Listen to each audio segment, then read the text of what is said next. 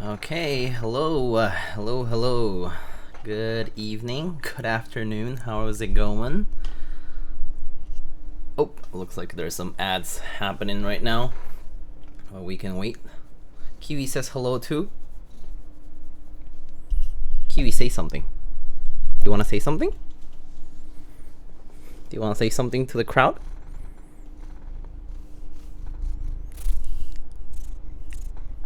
Oh, he's purring if you can hear him.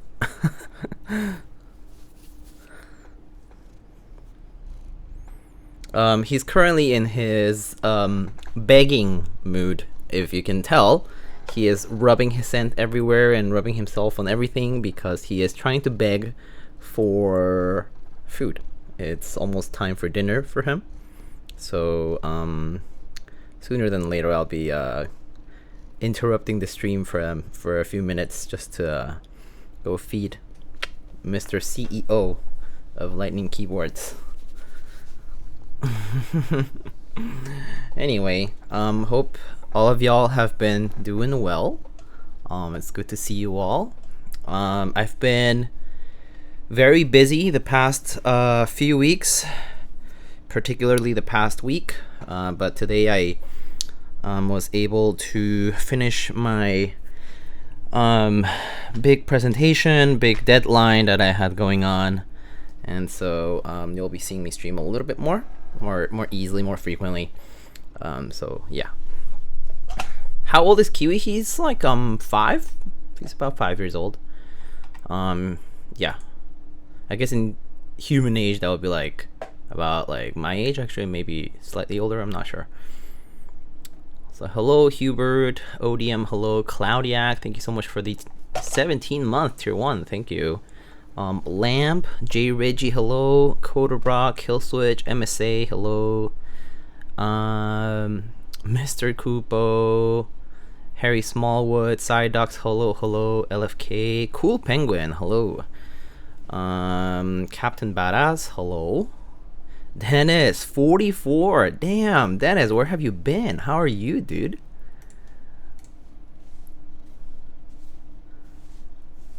Oh, no need to spend your points when I'm already hugging Kiwi, but I'll hug him for you. Right. Say something to the crowd.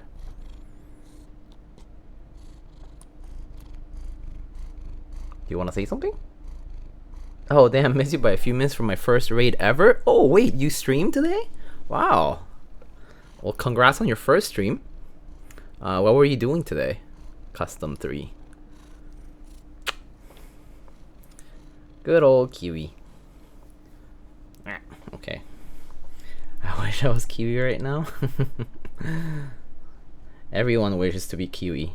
A well-fed domestic cat with not much else to do other than eat, sleep, and chill out.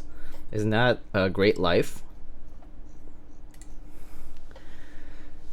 Interviewing Zect? Oh, and trash talking ICs in French? Hopefully. Oh, wow. I see. No pun intended.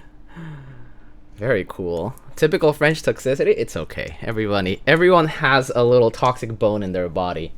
Okay, Kiwi, do you approve of this keyboard, or like, what do you want to do here? Oh, okay. Now we have paw prints on the board. And Kiwi is maybe gonna leave? I don't know. What is he gonna do? Oh, he's rubbing himself all over the mic arm. I'll turn on the fan here. It's a little warm and stuffy in here, so. Oh, so much fur floating around now. Oh, you're just staying there? Okay, sounds good. You can stay there.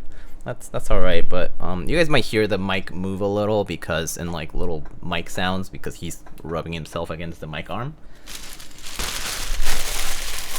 So yeah. LZ, are you looking good? Yeah. Bar was blessed? Good.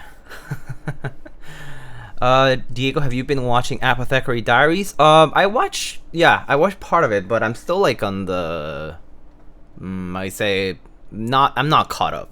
I'm not caught up very much. I'm like part way through.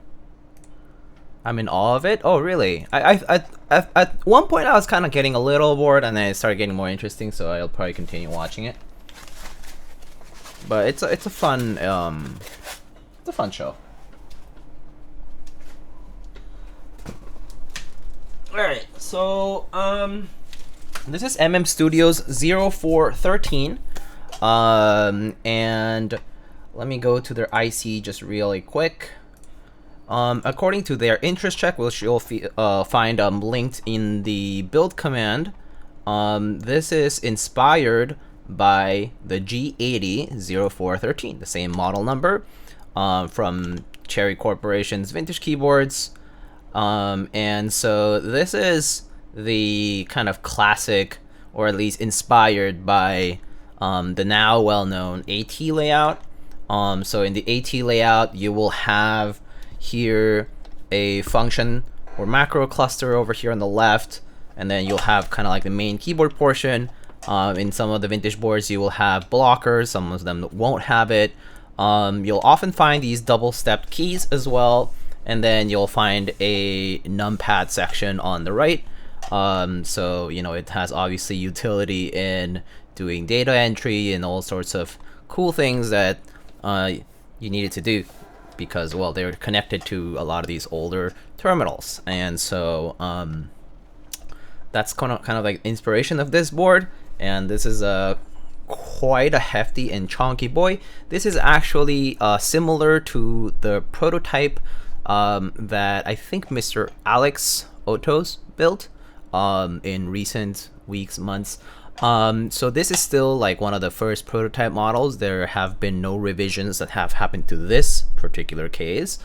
And they are currently undergoing several design changes based on feedback that people have been providing on the interest check and the interest check forums and their Discord and so on. So if you're interested in this board and you have to have a certain feature, make sure to voice it, because if you don't voice that concern, they will not listen, and it certainly won't be heard, and it won't be implemented into whatever the final result ends up being. So this is a keyboard that will be changing depending on feedback from folks. Of course, they have their own input and their own executive choices that they want to make with regards to the board. And yeah, Cool Penguin corrected me here. Technically inspired by both the 0413 and the 05374 for the layout.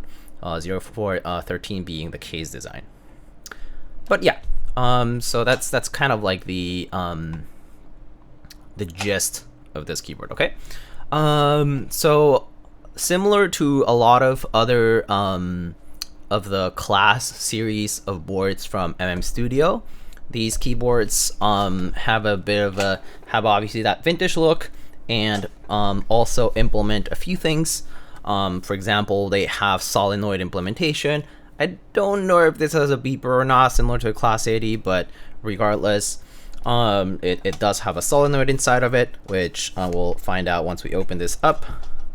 And so yeah, and so today I'm going to be building this up in a plateless form. So these are the accessories I was sent. So an extra solenoid, some extra hardware, bump-ons. I think these are gaskets. These appear to be gaskets. Yes, these are gaskets, I believe, for the PCB itself, which are going to be necessary. And to mount the PCB to the case. And then it looks like we have a bunch of foam. I will skip the foam, but if necessary, we can add it because it's going to be a plateless build, so it's pretty easy to add this. So just gonna put it on the side for now. And then here we have our PCB. Comes in a nice yellow. Very nice. This appears to be, I think this is pretty standard. This is standard 1.6 millimeter thickness. 5 kilos unassembled, I would believe it. I would believe that this is 5 kilos unassembled. This is really heavy. So yeah, I hate screwless design. That's fair.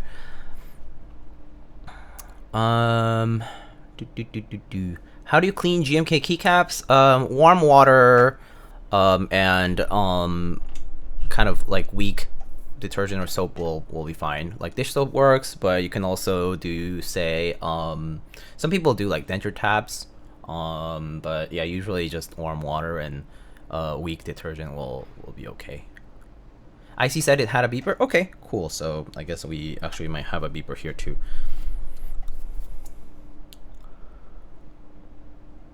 I would be really surprised if it needs foam. Yeah, I don't know.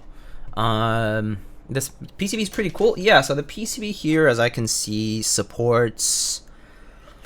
Let's see, so this is fixed. We have stepped caps lock and regular caps lock support. We have ANSI and ISO enter support. As well as split left shift, of course. We have 625 and 7U for the bottom row here. It does not appear... Well, I guess you could... If you have a 7U... No, wait, 10U is actually different, right? For the wire, I think. So, I'm not sure if you can do 10U with a 7U stabilizer. I actually don't really know. I don't really check all the time. But yeah, it has 625 and 7U layout support for the bottom row here. And let's see, we have some alternative layout support here, but I think this is because they have an alternative case that doesn't have this blocker. But in our case here, we do have the blockers, so it's going to be separated into a standard numpad section and a standard main cluster section here. So here, you know, in this case, the bottom row could be like a classic 7U Win key, because we don't have any blockers here, right, for the Win keyless look. And then for the numpad, it appears they do not support split keys on the numpad, which is actually a little surprising. I could imagine this having split support for the plus, for example, and maybe even for the 0 as well, but it's not there. So okay. That could be something that could be given as feedback on the IC, is that allow the numpad keys to be split from 2U to 1U keys. I think that would actually be appropriate if you wanted to build something that had high fidelity to the actual vintage boards, whose layout are being shared here. So, Diego, when is the Lily build stream? Soon, TM. I don't know. I don't have a date for you, but it will be in the following few weeks probably. Yeah. So yeah, that's kind of like the PCB support here. I believe this PCB supports VL. I don't know what people exactly call it, but that. For the PCB only mount, so for the plateless mount, we have to use these gaskets, these little tabs that they have here. I guess you just kind of place them on and fit it into the case. There is an option to use a plate with this, in which case I believe you are able to do a form of top mount for this particular keyboard.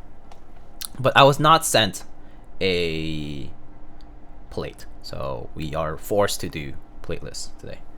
Yeah.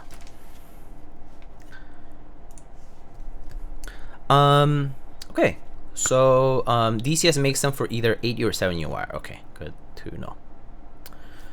All right, I'm surprised Kiwi's not bothering me right now. I think it's interesting. Kiwi acts funny.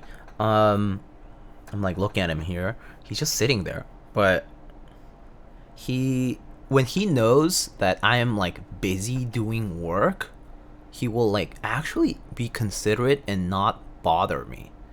But there are times when I'm like just doing work, and then he'll just come and bother me anyway, because he's like, I want food, I'm hungry, feed me right now.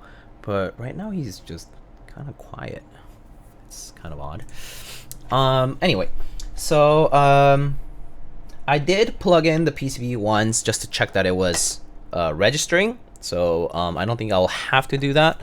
But nonetheless, I'll still open up the case and we're gonna check out what the internals look like, and we'll kind of go from there. So how about we first start by me just showing you the entire case. Do cats regularly eat anything except for cat food? Domestic cats, well, so cats are obligate carnivores, so whatever you feed them needs to be meat-based. Yeah, so yeah, that's something that you just have to consider for their diets. They don't digest other things, so they have to be meat-based. Oh, bless you, Kiwi. He sneezed, not sure if you heard. Okay, Shonas, hello, what's up? Okay, so here is the case top. And what's interesting about this side here is that here is a knob. This is a knob over here, pretty cool. Kind of inspired from that, from like some boards out there. And then the USB port is on the side, but specifically it is not technically a USB port, it's a cable port. It is an exit for the cable that is connected to the PCB, that is the like the daughter board or PCB that's inside of the case. So in other words, it's effectively like a fixed cable connection, but you're using like a cable that you just route in, plug it into like a USB-C port, and then you know, plug the other side to a USB-A or whatever. So that's going to be how this particular thing works. Oh, it's so heavy actually. The bottom, it has these big portions for rectangular bump-ons. One thing that I did notice is that once you route the cable through here, you can cover that part with the bump-ons. Kind of a shame in the sense that like if you have to open it up, then you have to take out the bump-on and finagle around it and all that. But yeah. Then next, it's really heavy. There is the badge here. There is the 0413 and a little pseudo cherry logo, #1. I assume it says like made in China or something like that. And then project name, project date, switch type, MX standard, manufactured by MM Studio. Pretty standard badge. But here embossed in the back as well. Whew, okay. Is that a functional knob? I believe it should be. Yeah. Yeah, it is connected to a PCB, so it should be a working knob that I'm aware of. We can test it out. Okay, so let's open it up now, just to actually show what the insides actually look like.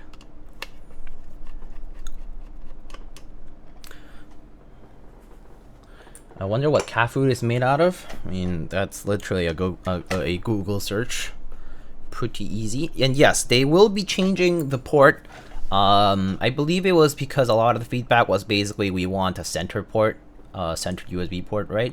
So they're just gonna switch it to a centered USB port in the back. Personally, I think the side USB port honestly has a lot more personality. So at least for someone like me, if I were to buy this board, I would much prefer the side USB port, just because it's different. Practically, actually, let me put it this way. I don't think it's meant to be practical. This is almost like a passion project, you know? You design a keyboard that is similar to a, you know, a vintage case, a keyboard case for the design, and then you assimilate a layout from another board, and then you say, okay, I'm going to place my USB port here and whatnot because it's similar to how the cable routing was done in this older board. Then, you know, it kind of has that personality from doing so. But interestingly enough, you know, they will be changing it based on the feedback, and so I guess, you know, it also makes sense if you want to sell this as a product. So there it goes. Yeah, so the final product at the end of the day will have the the centered USB port in the back. Oh, my cat also likes spiders. Oh, nice. I think Kiwi might like spiders. think Kiwi likes killing spiders. He's very attentive to small things like little bugs.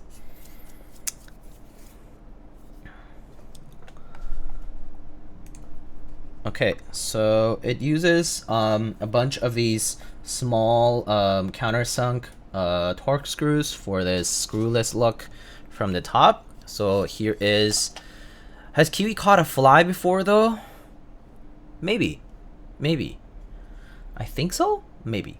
So here is a top piece. The top piece, as you can see, has these kind of tabs here that probably line up with the gaskets. And then there also are these mounting holes over here, and that's probably for the plate top mount. So for the top mount here, it appears it has 1, 2, 3, 4, 5, 6. No, wait. 1, 2, 3, 4, 5, 6, 7, 8, 9, 10. So there are some side mounts too, which is an interesting choice. And it appears the mounting is actually not symmetrical.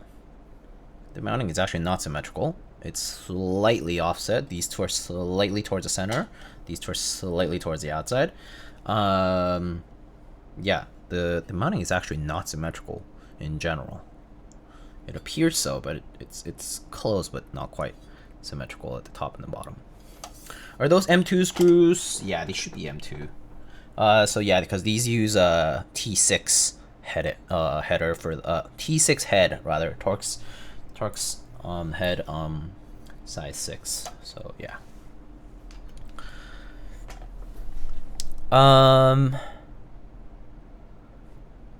People complain about it being on the right and it not having proper strain relief, but instead of fixing the design, they changed it completely. Yeah, it's kind of a shame, I think.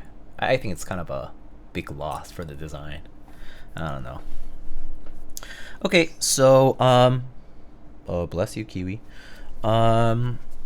If you wanted to see what the internals look like, so there is the solenoid. This is what's, when it triggers, it makes a, you know, this loud sound because it is basically like strikes against the metallic housing there, so it has that like glug glug glug glug glug kind of sound.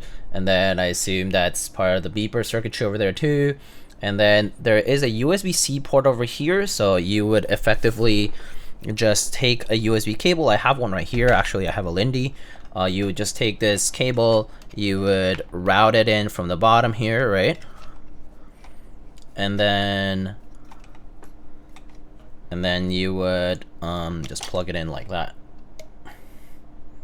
And then, you know, this would just the cable would be routed appropriately with the port, and then you would just close the case, right? But yeah, pretty cool. There is our daughter board connector, and that's about it. And yeah, so this definitely will be a functional knob. I can see that it's soldered over here to the circuitry, so it will have some kind of functionality here too. Pretty cool. Okay, so that's pretty much the internals. The internals are rather simple. There is a enormous, okay, I can't even emphasize this enough, it is an enormous brass weight that covers pretty much the entire board. And you know, some of it peaks on the outside over here, but it's a very, very heavy case. I can definitely measure the total weight. I mean, I think someone said 5 kilos unbuilt. I think that sounds exactly right. It's gonna be pretty heavy after it's built. So yeah, so there's that. I made sure that the PCB works, so that should be okay. So I'm just gonna go ahead and build it up. How's that?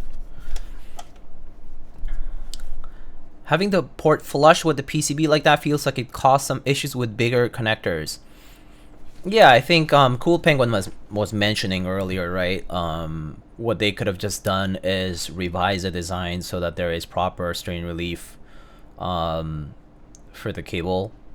But they scrapped the entire idea, and for the new revised prototypes, they're going with a centered USB port in the back. So Maybe recency bias, but my reading is so much faster on Kindle. Oh, nice. Yeah, I like my Kindle personally, but then again, I've pretty much only used the Kindle, so I don't really have a bias specifically. It's like literally sample size of 1 for me, so I don't know. Okay, so accessories wise, we got these. Ooh, what was that thing? I just saw some small ass silicone thing fall off over here. Ugh. I don't know what this is. Oh, I see. I think these are these small rubber pieces for the PCB. Oh, what's up, Kiwi? For the PCB mounting. I think it's to prevent them from shorting. Okay, and then there's these gaskets. They pretty much just go on the tabs on the PCBs and then on the PCB, and then they just get mounted to the bottom case. So I'll just put the gaskets aside.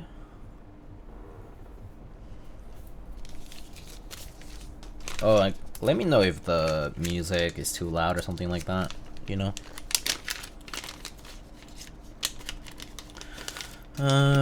We have an extra daughterboard cable here, an extra solenoid. We have some extra screws. I guess this is the screws for the top mount.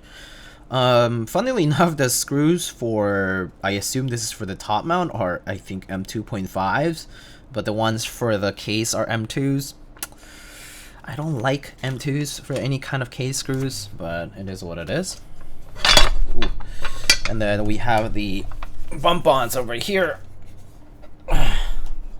which maybe I'll actually remove the top and put the bump-ons on now, except for the one here at the port.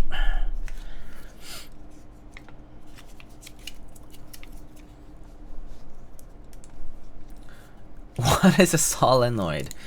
I would rather give you a textbook definition, but basically it's this device, right, that operates, it's basically a coil of wire and a plunger, and basically when you put an electrical current through it, a magnetic field forms around the coil due to, you know, basically just due to Maxwell's equations, and no, not Maxwell's equations, my bad, like Biot-Savart and all that crap. I forgot my E&M shit. But basically, you know, when you put an electric field, you have a B field, and therefore you have a magnetic field that pulls the plunger in, and basically, you know, in this particular case, the plunger hits a metallic casing and it makes loud sounds. But basically it's a coil of wire that you just run a current through it, and the plunger actuates. Pretty much. It make loud noise. Yeah, that's pretty much what it is.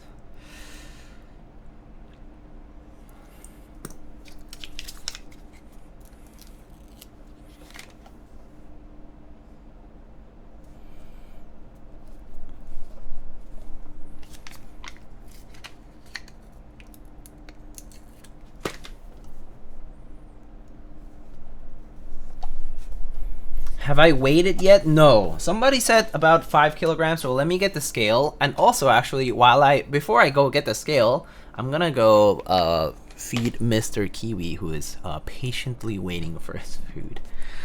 So I'll be right back. I know. Ow! Whoops.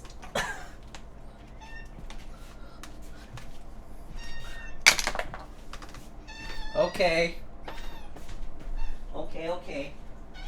Yeah. Yes, sir.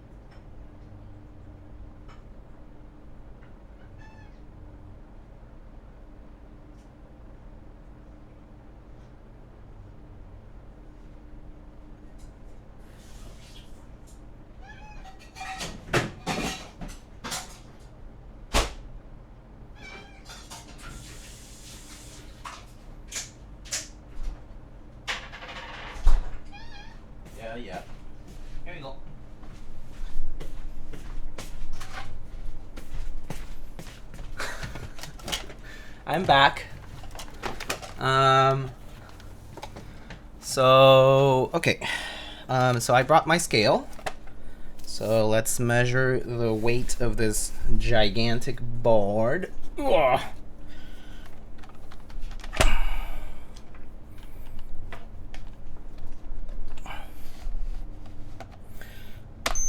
Okay, so let's see. Wait for it to zero out, and there's the bottom piece, and I guess maybe I'll just put the PCB in just for fun. It doesn't matter what the orientation is, and the top piece here. Okay, so it is 10 pounds and 4 ounces, which is indeed about 4.65 kilograms. So quite heavy, and that's unbuilt. So pretty heavy board.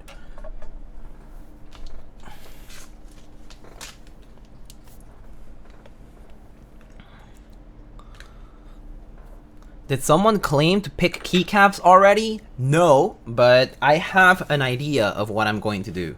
So I might executive choice this out, and my plan was to use a beige set, of course, but more importantly, I wanted to build this with big ass enter. And the reason for that is because some of these AE boards, AT boards, my bad, AT layout boards have a big ass enter. And now we have the beige add-on and extension kits that recently shipped out. So I was gonna do that, and I thought that would be kind of cool. I will add a little extra little details here and there. So we'll see what we end up doing. But yeah, that's kind of like the general plan, the general gist of it, and we'll see where it goes. That said, this is my first time building with the BAE, with a big ass enter with this kit, so I don't know how well it works, but that'll be up to us to figure that out. So yeah, let's get started.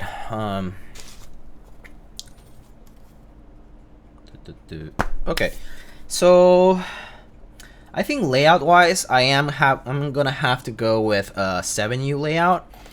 So let me show you something interesting here. Okay. Oh wait, this is not plugged in.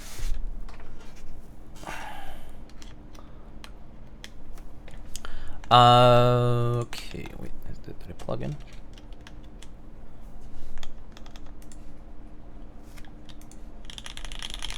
Huh? Oh, is it the cable?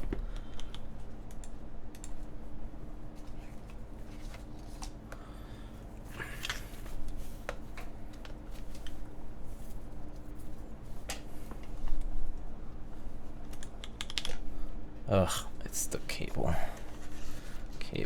Cable is acting up.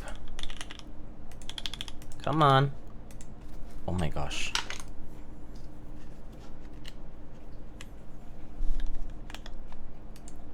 Ah, this is so annoying. My cable is so weird. I should have a different cable here.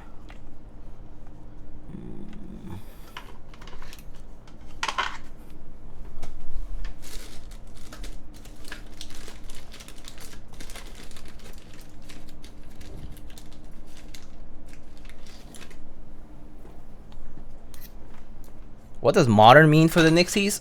So the new Nixies are released because they're based on the switches that Cherry used to make for these Nixdorf branded keyboards. So the new ones are what I'm calling modern, and the vintage ones are the ones that would come from those original boards. There we go. Okay. Okay, so let's see. I was gonna show you an interesting thing here.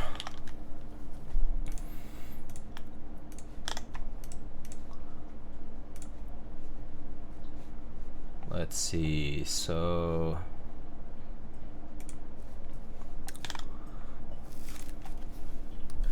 okay. Where here is my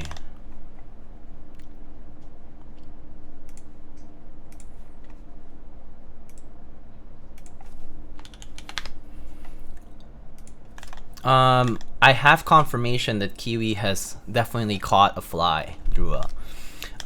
Anyway, so I was gonna show you. So if you don't know about this website, it's called kbdarchive.org, and the KBD archive, basically it's an archive of vintage Cherry Corp keyboards. This is a work of passion by quite a few community members who have kind of pitched in to collect a lot of this data, from photos to model numbers, manuals, all sorts of things documented over the years through the Distority, Geek Hack, Reddit, private chats, you name it. So we have a very large kind of portfolio of keyboards here represented for Cherry keyboards, and this is kbdarchive.org. And so if you look at the database here, we can actually look at the specific worth mentioning they have a Discord server too. Well, there it is. Worth mentioning that they have a Discord server too that you can also join and contribute to. So you can actually look up the specific model numbers that pertain to this particular board, for example. So this board, the class 0413, is based on the G80-0413. So for example, if I go to database here, the G80 series is shown first, and the model numbers, the article numbers, are numbered from numerically in increasing order. And so here I can go to 0413, click on the 0413 link, and it will pop up with the 0413 details. So there's a manual here about the generation of keyboards that pertain to that particular model. I already downloaded it, so I'm just going to show you what it looks like. And here they have, this is the manual that it this is a pamphlet essentially that advertise this new generation keyboards. So pretty cool. They have the 0312 and the 0320 model, and so the 0413 is right here. And so I'm just gonna kind of like zoom in to show you what it's like. This is an IBM compatible PC keyboard with a serial interface, 3 language layouts, ASCII or IBM format. Basically tells you all about the little important features, power supply, N key rollover, repeat, blah blah blah blah blah. And the model numbers that correspond to the specific layouts, right? And here is a picture of the boards, right? So this is what the 0413 look like. Here at the top is the German layout, and here at the bottom is the Azerty layout, which is going to be the French layout. So pretty cool. And then the AT layout that inspired the layout for this particular class, MM Studio class board, is the G80-0537, which is here displayed on the right, which is how convenient. But here is an IBM AT compatible keyboard with a serial interface. So AT is a particular mode, so you are able to interchange between PC and AT, and again, different model numbers for different layouts. So the US one is a 0537, which had 1U blockers, and as you can see, it also has this 10 key macro or function cluster, and then you had this main portion. Interestingly enough, look how the control is located here on R3. There are these 2-stepped Alt and the caps lock key at the bottom, and there is this rather long, I guess 10U spacebar, and then you're gonna have your big ass enter on over here with a 1U backspace, full right shift, and a numpad layout that actually has it has this print screen key and this syst rec key, and the minus plus here are at the corners. So yeah, pretty cool.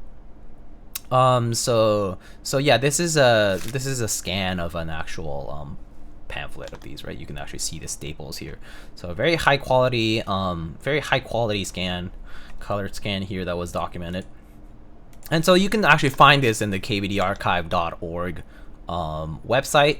So yeah, there's pretty much that. You can pretty much search any model that you want, which is pretty cool. So yeah, if you wanted information about Cherry keyboards, that's where you are going to find them. So I had opened up this page because the 0647 also shares that AT interface and layout that is similar to the 0537. And so here, as you can see, this is an ADC branded Advanced Digital Corporation, and it pretty much has the same layout. Now, here's the fun part.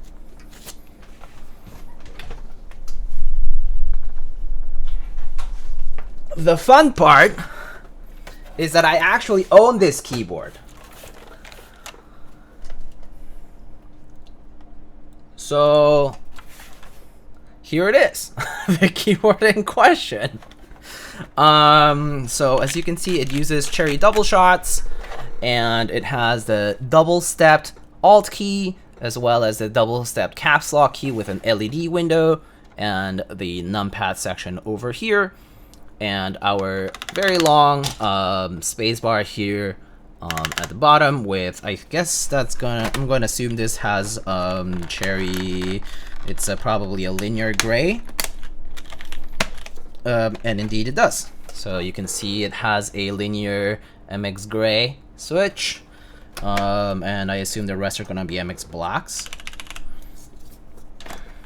So pretty cool. So this board is lovely. Unfortunately, I have not been able to convert this. So it uses this connector.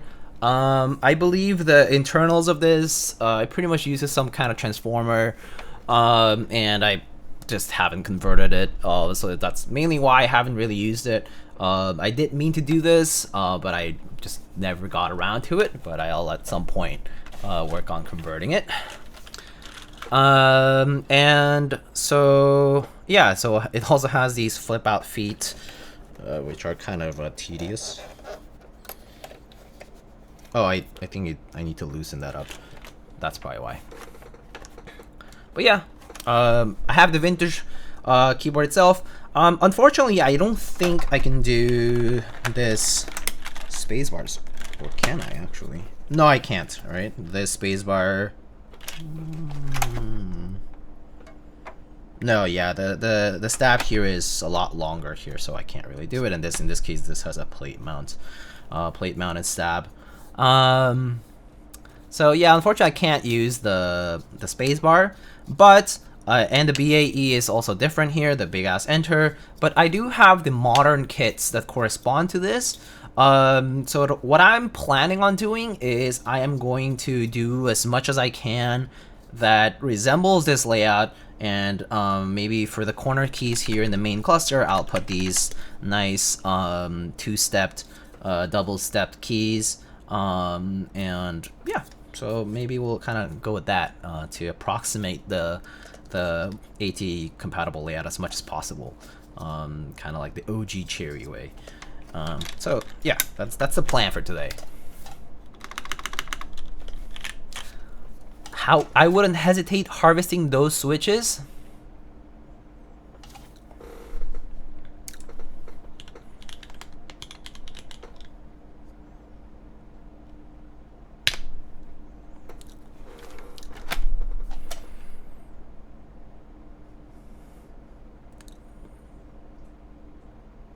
I have banned Drua. Okay, I'll unban him now. How do I... Wait, how do I unban? Oh yeah, I typed it, right? Did it work? Did it unban him yet?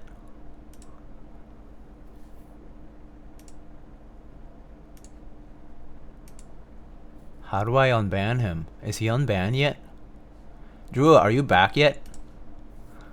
Oh shit. Dashboard. If it didn't, oh well. Permabanned. Oh my god, that's so funny.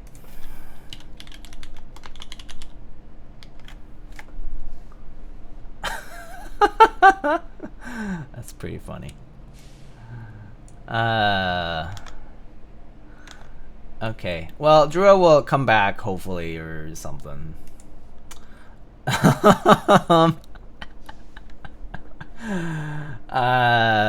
Is he though? Is he gonna come back? I don't know. It doesn't show me here. User Drew.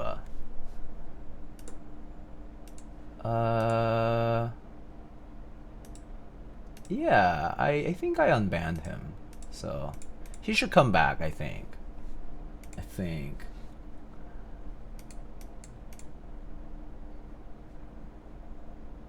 Oh, here it is. Unban. Okay, there. I unbanned him now. I can bring him back. Here. I can give you mod again. Okay, welcome back, Drew. I hope you enjoyed your exile for a little bit. What if I set out harvest 5k in game? Oh, I mean, that just, you know, it's an easy ban one more time. This is too easy, man. This is too easy. You make it too easy.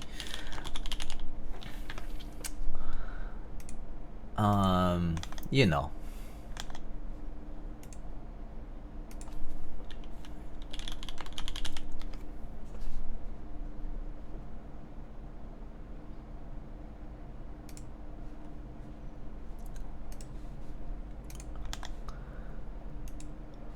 Okay, I think he'll be back soon if it hasn't yet unbanned him.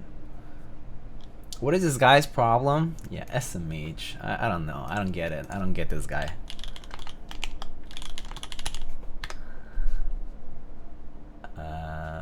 Oh, there it is. There is the unban button again. Okay, welcome back, Drew. Okay, so let's go on with the build. I'm sorry I've been like stalling here. So let me grab a set of stabs really quick. We'll get started right away. Do I have some here? No, I don't think so.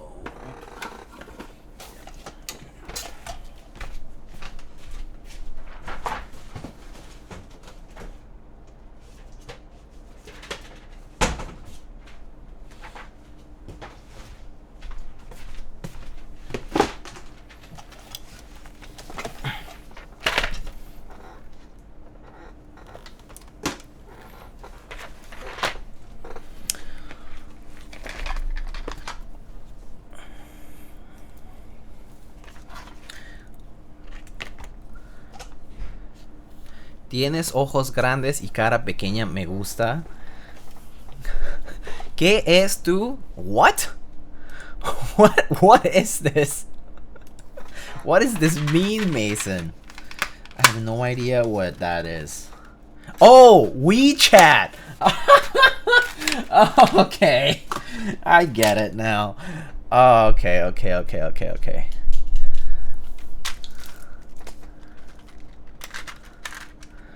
¿Cuál es tu WhatsApp? Is the right way to say that, just so you know. Okay, let's snap these guys off, right?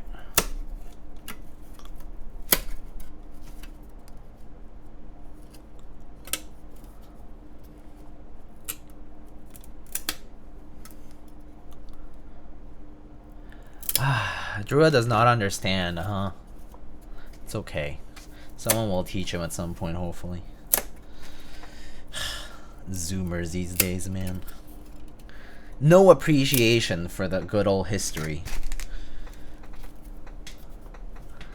Finally catching some of a stream for once? What's up, Far League? How's it going? One day closer to Free and Friday.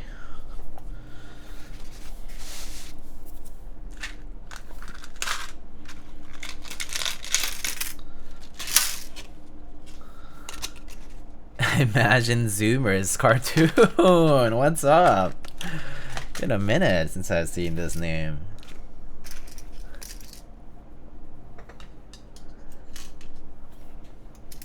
I don't want for your end to end. Oh, it's going to though. Let's see. So If we gotta do BAE, that means we gotta do 1U backspace, so we're gonna split the backspace for sure.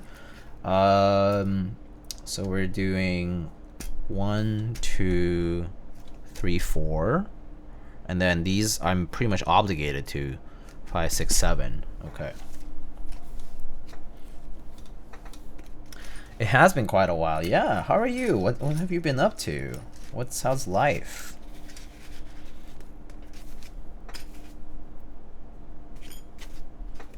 Okay, we got 5 stabs over here, and I think we just need 2 more.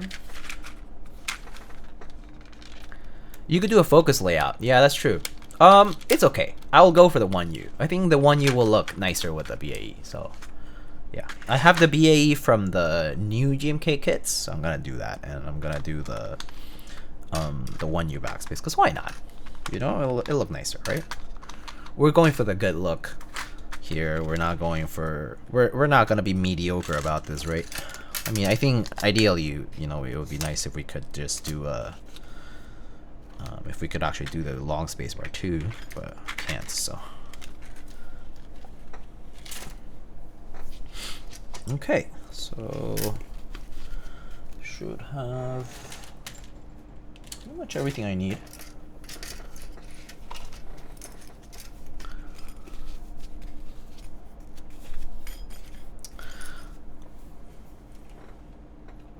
I've been good. Been completely out of the loop, not gonna lie. How have you been? Oh, I've been good.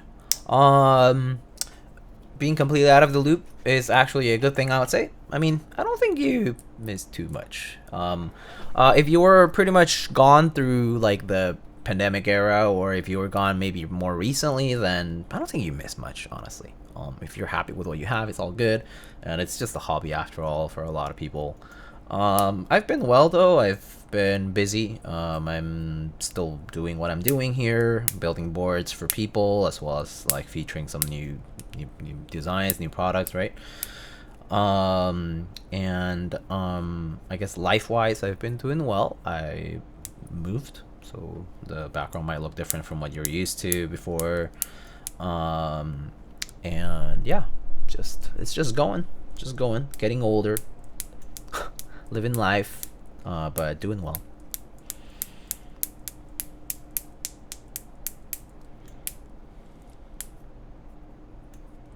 So these are TX APs, so gotta break in these clips. They like are a little tight. And oh, good night, MSA. Have a good sleep / wind down.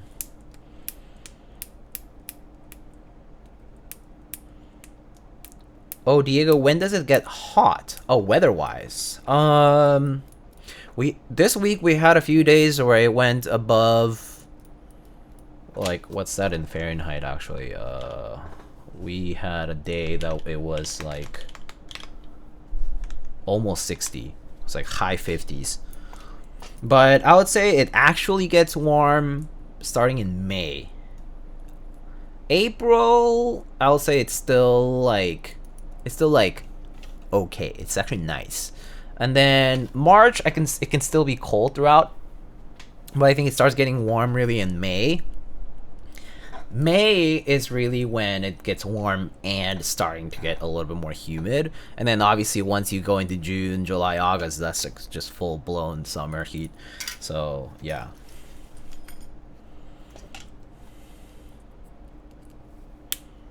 What are you doing to break them in? Oh, simple. Let me show you. So what I'm doing is I'm just putting the corresponding wire here to the clips here, like kind of like as if you were going to assemble stabilizers normally, right? And then what I'm doing is I'm just grabbing the housing, grabbing the wire here at the portion where it clips, and I'm basically just rotating it out of the socket and re-clipping it. So, and the reason I'm doing a rotation is because it's easier to quickly do it. So, you know, it's just wasting less time in doing this and re-clipping and unclipping it, and that just helps it break in.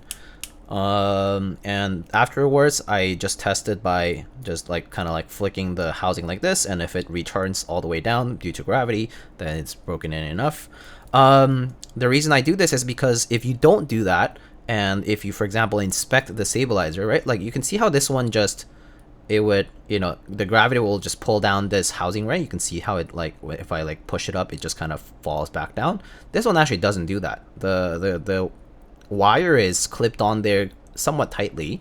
I would say snug is the right word for it, but I think that snugness eventually can cause some feeling of sluggishness if especially once you like lube it or whatever it is, right? And so a tip that I received from Mr. Juan from Dodgy Keyboards was to do this kind of break-in process, and it works wonders.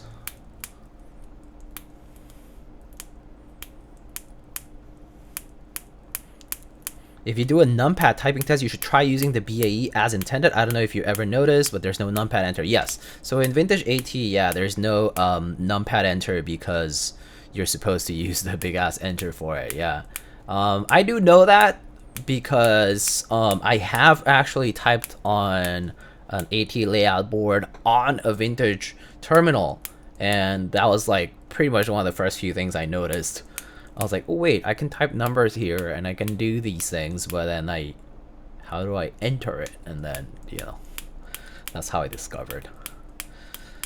But yeah, that's the main reason why you don't have a numpad enter in BAE. AT layouts, my bad.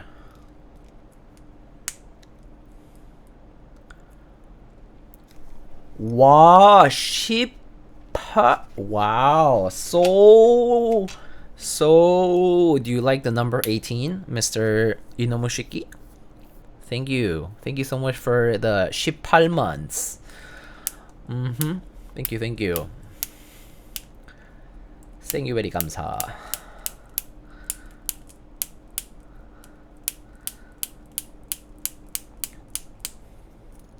So this particular way of like the breaking into stabs thing is really only applicable to these TX AP, and that's just because these just came out kind of with tighter tolerances for whatever reason. The redesign or maybe just the manufacturing process, I have no clue, ended up with a bit of a tight clip, and I personally, I think it's fine. It's a little extra work, right? But it was like fine before, so it's kind of like they tried to fix a problem that wasn't really there. That's kind of how I feel about it ultimately. Not a big deal though. At least for me, it's like, okay, it's just a little extra work. But I do find myself feeling that TX stabs, once you tune them right, they do tend to stay in good shape for longer and more reliably compared to just cherry stabs. I think your mileage may vary there. Some people pretty much say the exact opposite of that statement, which probably can be agreed upon if that's just how they do it. But at least for me, in my experience, it's been a bit more favorable using TX stabs. Of course, the cost compared to cherry clip-ins is undeniably much more expensive to get TX stabs, so that's kind of like a drawback and a big choice you have to make there. But for me, it's like I'm at the point where I would rather purchase this over the clip-ins, but I do have cherry clip-ins as a backup option all the time, so because they're pretty cheap to get. Yeah, I think the previous revision of TX was just fine. I don't know why they had to go and do the AP thing. I don't think they needed even to do that, but yeah, they just went in for it. So that's the choice of I guess Kin or TX Kin 25, the guy behind TX Keywords in Korea. Ultimately, you're a cutie. Thanks.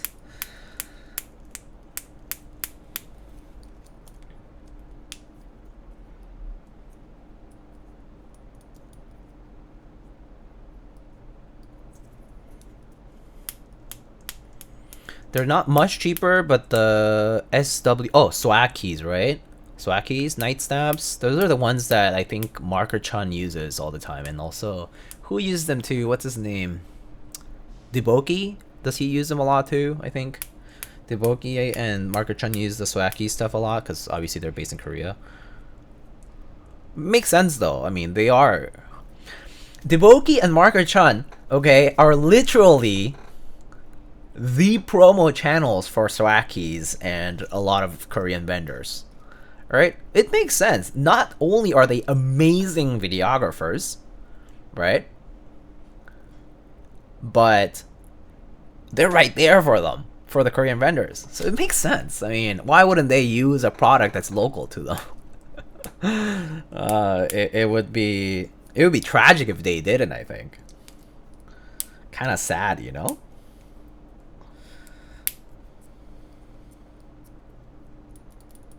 Why is this one not breaking in as well? I think it's just a bit of plastic flashing here. There we go. Yeah, I think that's what it was. I swear by the Swaki's V2 switch films, they're so good. What's the difference between those and the... Like, are they made of a different material, Kupo? Deboki also uses GAT V2 stabs that are Korea modded. What's Korea modded? Define that again. Drew, is that the Zeal stab thing? The Kenians thing? Oh, okay. Alright, cool. I mean, that's fine.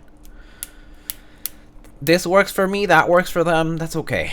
I would still much rather use a clip-in than a screw-in. That's just me. But yeah. Deboki's voice is amazing. Yeah. Yeah. They do awesome work. I mean, I'm honestly like both jealous and simultaneously amazed at their work. They're professionals. They do awesome stuff.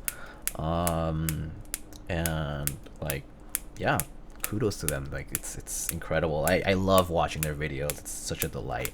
So visually pleasing. Whether it's an ad or not, I don't really care. It's just nice to watch. Kind of like back when I first discovered Wildcat. I was like, oh yeah, this is pretty relaxing. This guy's pretty cool, and I really like the little stop motion thingies that he would do for his little figurines and stuff.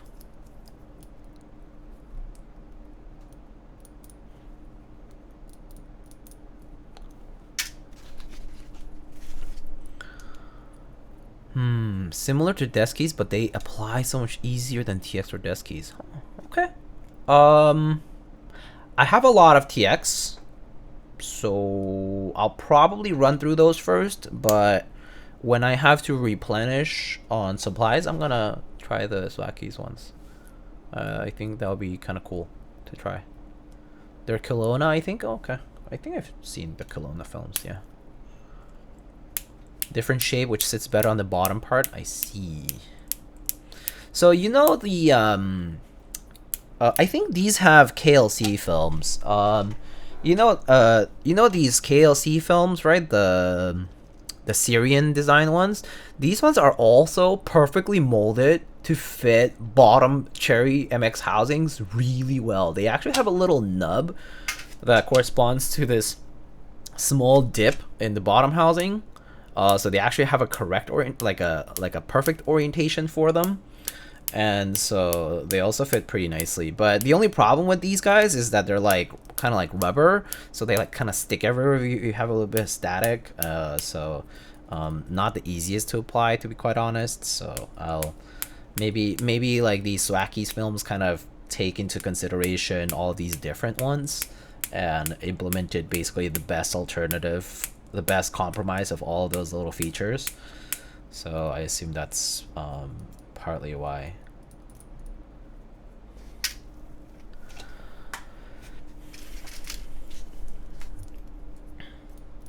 Okay, cool.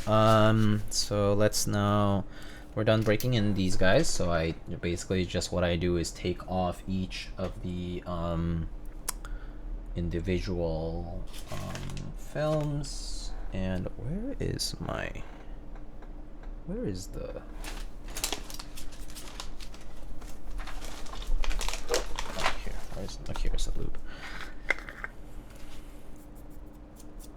If you ever want a Swaki order, let me know. We can combine shipping. Okay, sounds good. I'll let you know, Kupo. Or actually, I don't know, maybe let me know next time you order and I'll maybe just get at least one bag or something and try them out. See if I like them, and if I do, then maybe I'll just get more. Like a bigger order.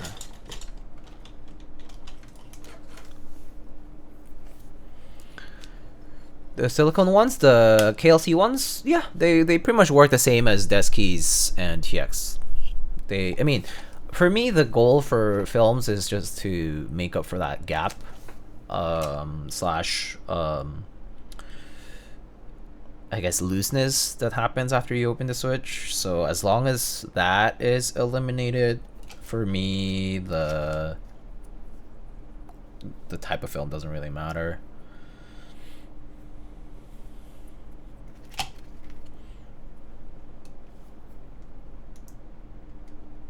I don't really care what material they're made out of, as long as they work in that practical purpose.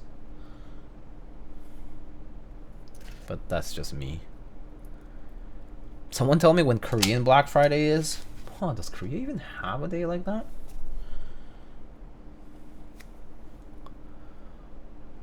Have you seen the what? Depping? Oh, the Gateron switches. Are those long poles, the deep ping or whatever?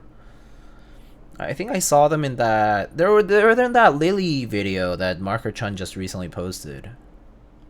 I haven't tried them, but yeah, I've heard of them. I mean, well, I just seen like the listing, but I haven't tried. Only seen like on listing or slash that video, that one video.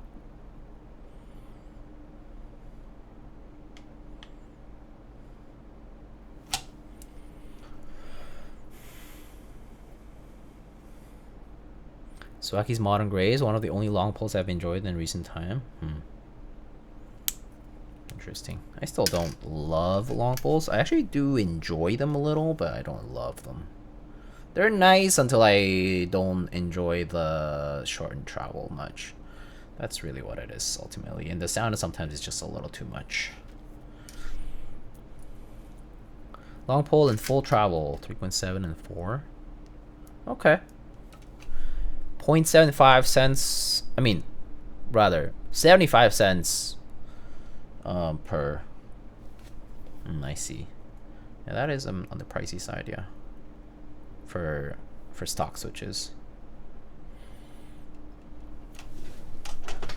But that is on par with custom Gateron pricing. That's true actually. Kupo does have a point there. Like weren't inks and the variants as well as GAT X, for example, like in that price range as well? I mean, outside of buying in bulk. Inks were 80 cents, yeah, so yeah, it's in that range. I like the GAT Mountain Tops. I had them in my daily for like a month. Cool. Yeah, I have to say, long poles, I definitely gotta try more of them, but I'm still not huge on the shorter travel, so. I do like some of those switches that integrate basically long pole nests and have full 4mm travel. I like those. Kind of like, I guess, Kale Creams are kind of like that, right? And I guess there's a few others. I think what are those that Keyspensory carried? Are those Affline switches? I forget. But there are those that Keyspensory carried, the ones with the purple stem and the sort of like creamish colored housing. I think those were like full travel and long pole kind of ish in terms of like sound.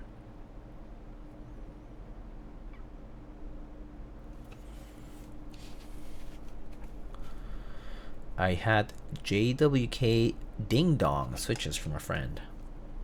Interesting naming.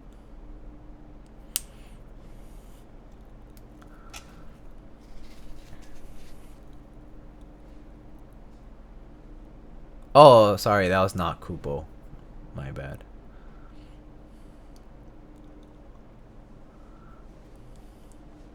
You guys know that I actually read your message first and then the username? Happens to me a lot.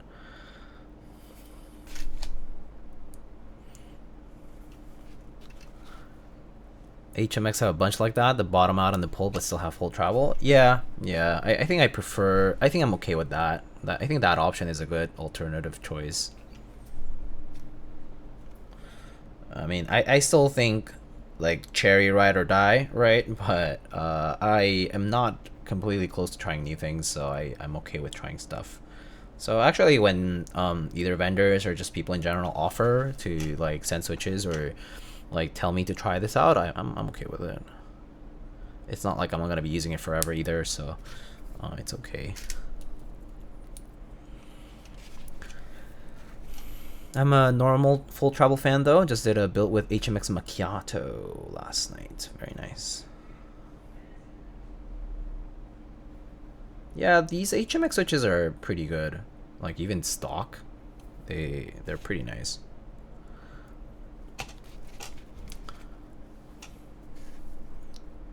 Not really a fan of pull bottom out sound and feel. Yeah.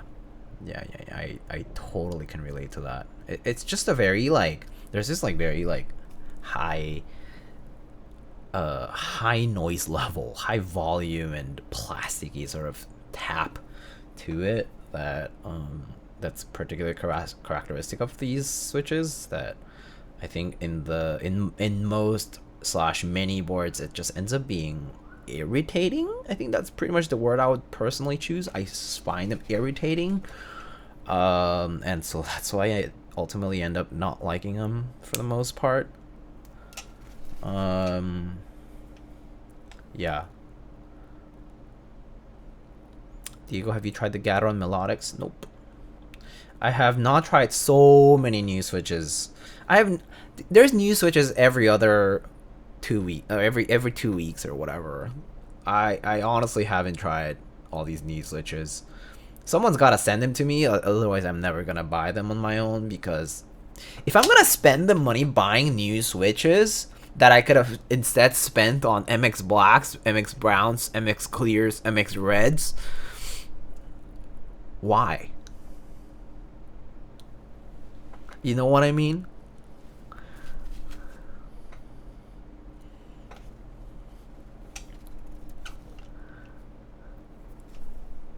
Convince me to try them and I'll happily try them.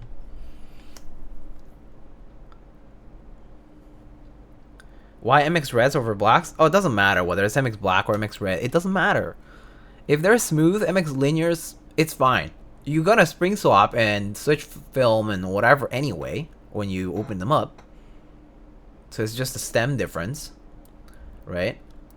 Yeah, doesn't matter what you end up doing. If the MX Black is slightly smoother, okay, sure, go with that. If they're out of stock and there's MX Reds and you're okay with what they offer and you're gonna spring swap and all that stuff anyway, I mean, it pretty much, it might even be cheaper in some cases.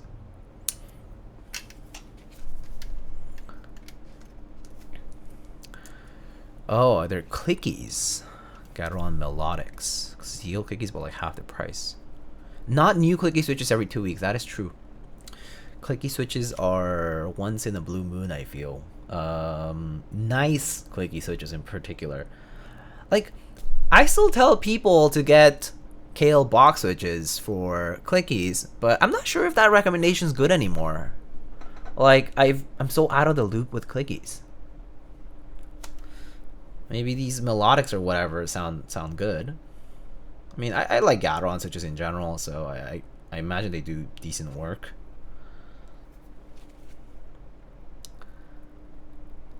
I'd say Gap Melodics, Cream Clickies, and Clickies. Cream Clickies are interesting though.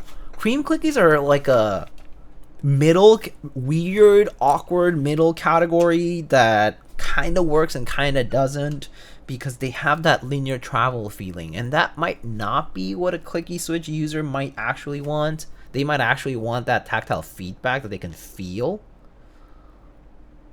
rather than just the audible part.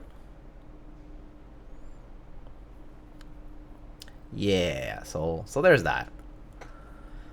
I work in a loud environment, so I guess it's all relative to sound. Oh, totally fair. I think for me, I don't work in a loud environment. So for me, like clickies are kind of out of the question. It would be a little bit too disruptive if I have people around me. So that's a good reason why I personally wouldn't. But yeah.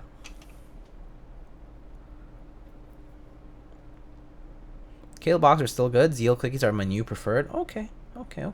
Good to know. I never bought Zeal clickies for myself. I just wasn't interested enough. Just kind of wanted to hear what other people had to say about it, but I personally was like, okay. Running Kale Pale Blues in my Amano still. Nice. Click Leaf Clicky. That sounds good in customs.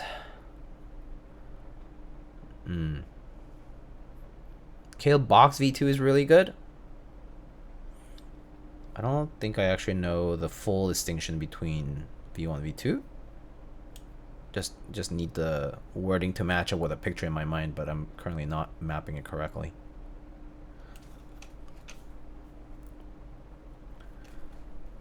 Choss Fox switches. Oh yeah, I've heard of those guys too.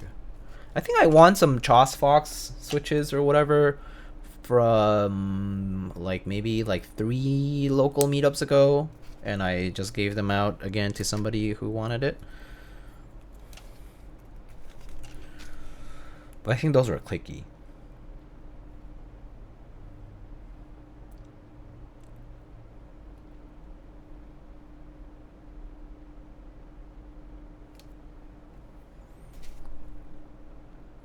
Typing in 40 gram in Choss Fox, and honestly, Choss Fox are my favorite. Oh, cool. They're based in HK. Okay. Gazoo also has Aristotle stems. Gazoo. He's a quirky guy to say the least, yeah. Personally, I don't really have much history with him. Actually, my only history with Gazoo slash HB Hero and Bob back in the day was when I was buying MX Blacks from him with the Harvested Wise ones. And then once he turned into doing a lot of the Otemu stuff and beyond, I didn't really engage much. So I actually don't have much of history with Mr. Gazoo. I know him for all his Switch work and stuff, but personally don't really know much about him. You know, beyond the point where people just tell me, oh, did you hear about X and Y Z thing? Hey, Zuabi, what's good? Box V2 has an improved plastic blend and lube, so they sound deeper than V1. Ooh, that sounds pretty sweet. And they are 5-pin. Okay, that's nice. 5-pin is great because I would put those 5-pin clickies on a plateless build, and that would be pretty good. I think that would sound pretty nice. 5-pin clickies on a plateless build. And these box V2s, well, sound like the perfect recipe for that. Too bad I don't have any here, but yeah. I love the RGB resin, thank you.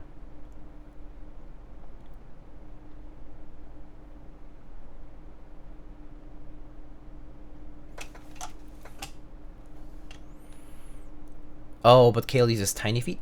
Any alignment is better than no alignment.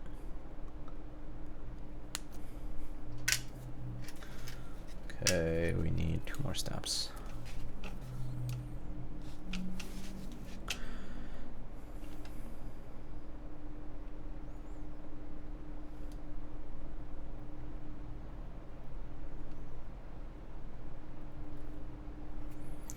Yeah.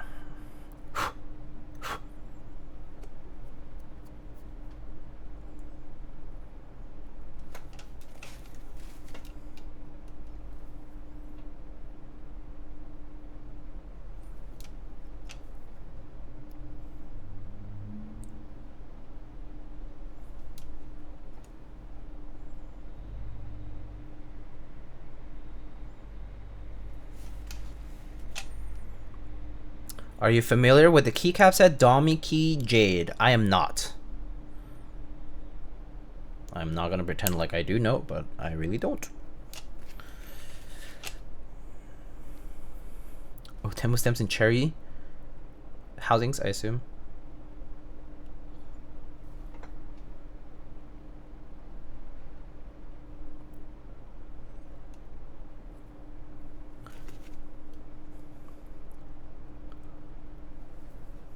They fit into cherry housings but rattle quite a bit. Otemu, definitely, Otemu is one of those manufacturers whose parts didn't really ever mesh that well with other existing manufacturer stuff, right? Like ever since they, like, I mean, at the beginning especially, and then I guess there's still some incompatibilities now.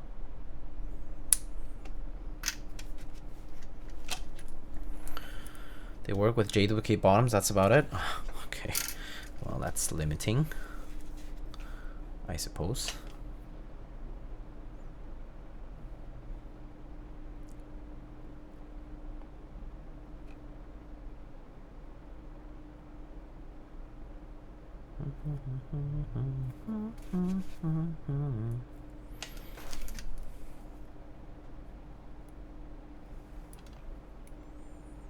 Phoenix stems and JWix T1s. Franken switching is always fun to see people like actually do. I've dabbed in it just a little, but my interest wanes pretty fast. But I think it's pretty fun when people discover some new formulas that work pretty nicely. It's awesome. Usually because they buy many switches and whatever they have left over for parts that you're using. And I guess that's how you get new switches sometimes. Kind of like the way BCPs and Holy Pandas and that kind of stuff. It's like people discover a combination that people like, and then you have a wave of people purchasing both the components required, and then yeah, there's a bit of a trend, and then eventually someone's like, I'm gonna make one switch that comprises all of the above.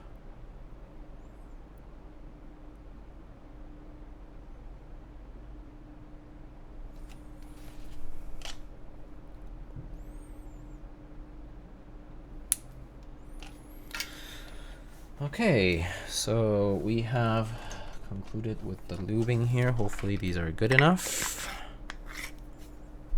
But IDK. Okay, what about buckling spring? Yeah, where's our buckling spring, modern buckling spring stuff outside of like maybe Ellipsis Repros, which again they're good. But how about more custom keycap options for buckling spring too? How about that?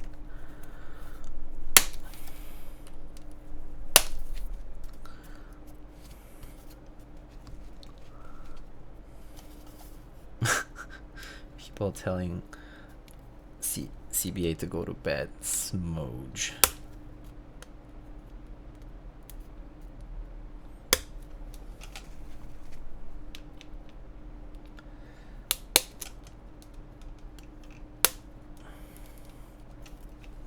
Resin Party has buckling spring? Oh, I didn't know that.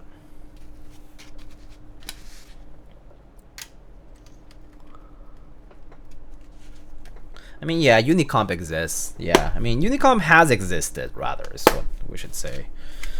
But I feel like still not quite what people want, right? I think.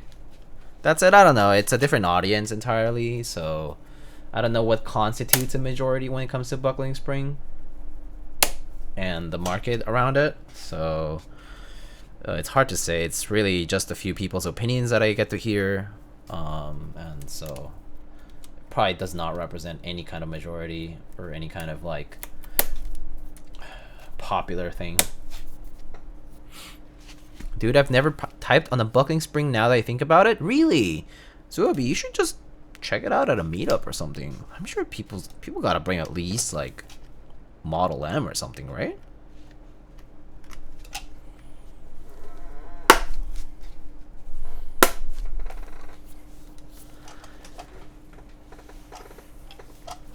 Whatever happened to his silo switches?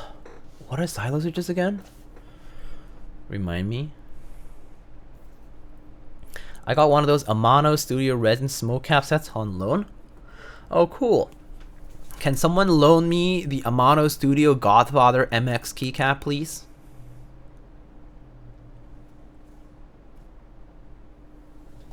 Godfather Kiwi demands it.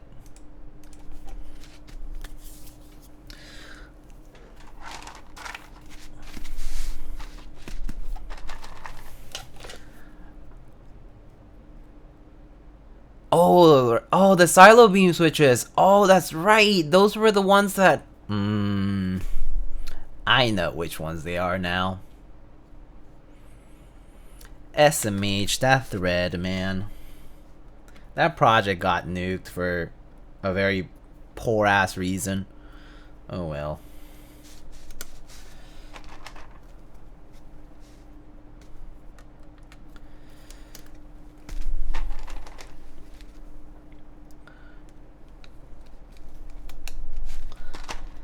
That is too bad.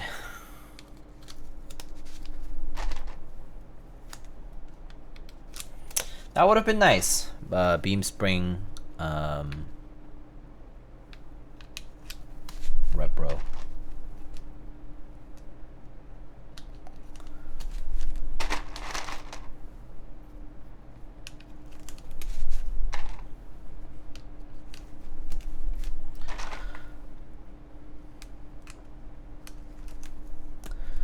These are still making the tactile leaf. Oh, tactile leaf Hall effect. Ooh. I'm not in the market for Hall effect, but the concept itself is fun. Like the physics and the concept behind it is pretty fun, mechanism-wise. Just a fun idea. Pasta time? Ooh, enjoy your pasta.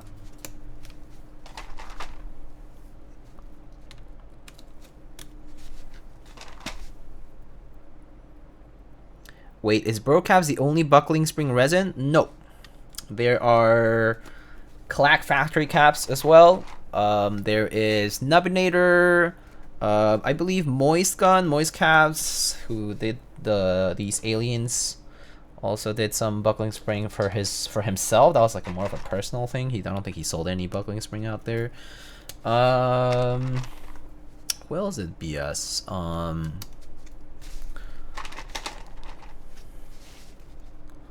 Who else did buckling spring? Let me think about it. There were more. A few more maybe. But yeah, I would say the ones that people will KWK did buckling spring for a bit. The original wrapped V1 was buckling spring. There were also buckling spring mummy 2s. Good luck getting one. Expensive. But yeah, Killed by Caps, Called to Worship Caps, that those two did some buckling spring back in the day. What else?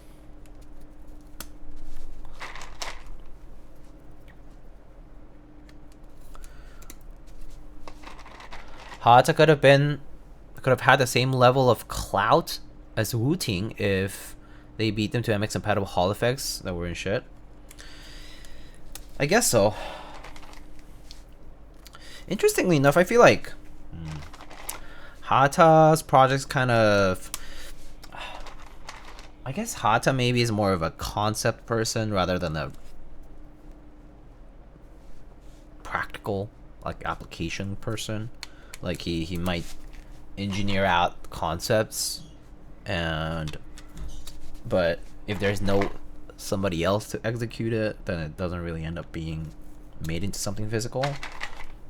There's a lot of people like that. People who work at like think tanks and places like that where they're good ideators. They're amazing thinkers. But somebody else has to step into the equation to actually perform and create. Maybe that was what was missing. That's just my take on it, though. Yeah, there's project people. People who love new projects, who love new ideas. This is just like being an artisan maker, okay? And loving to sculpt, but not loving to cast. Same with people in art. People who love to sketch, but don't like coloring.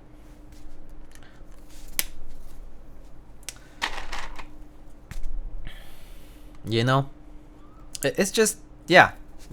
You just need a project manager. You need someone who takes your idea to some kind of reality, and yeah, that would be great, right? But casting sucks. That's fair. It sounds like it's just rigorous and tedious. I think you're spot on with that, Diego. I mean, it's because it's just a reality in a lot of like in the world, like tech companies, like actually not even tech, any company. A lot of people very good with ideas, very good thinking up new things, just not the most amazing people to actually do something.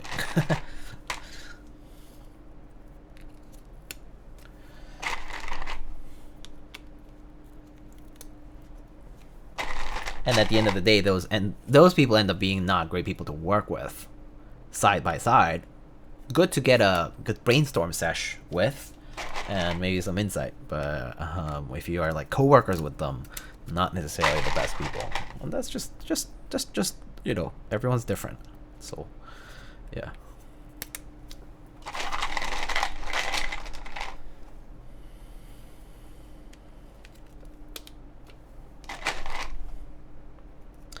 I'm actually not super sure what kind of person I am. I like to execute things, but I do tend to get stalled in some things.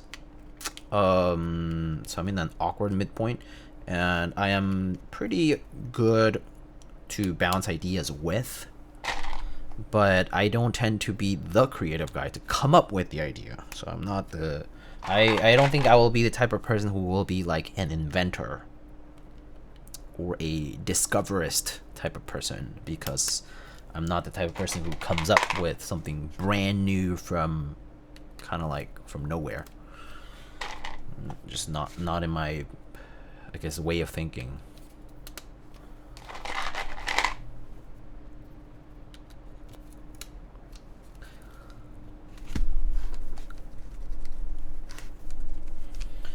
I realize I've been just putting switches but not testing my stabs, so I'm gonna go ahead and let me go and get, you know what we should mix here? Give me one sec. I think I should have, well, I mean, I got Hineybeige, so we can use that. I'll be right back.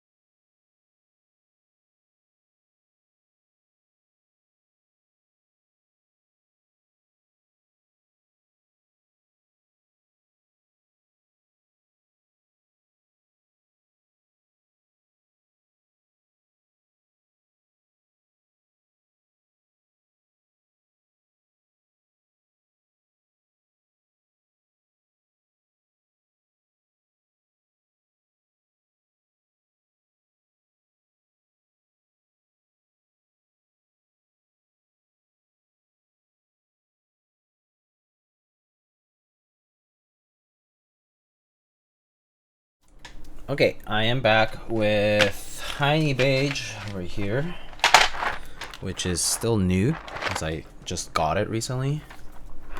So let's open it up.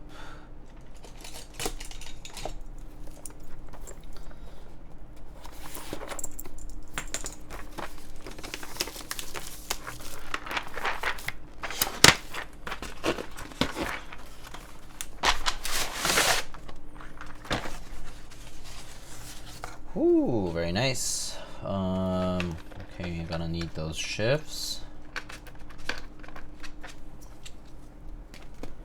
And I'm gonna need that 7U bar. And my numpad stuff.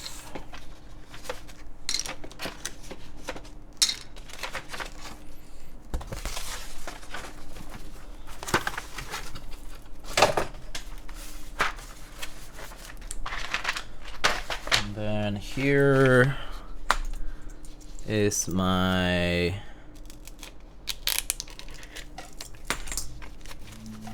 BAE enter. Diego, what are you eating for dinner? I don't know yet. Haven't decided. It pains me to see that silver board up top without its rightful set. It's actually not silver, Avo. It's like a lighter gray. It's actually not silver. It seems silver because the lighting's so harsh on it, but it's actually not silver. You deserve some Korean fried chicken? Oh, don't tempt me with a good time. Fuck, I love Korean fried chicken, dude. Oh, frick. It guilts me to have it, though. But, oh, I want some.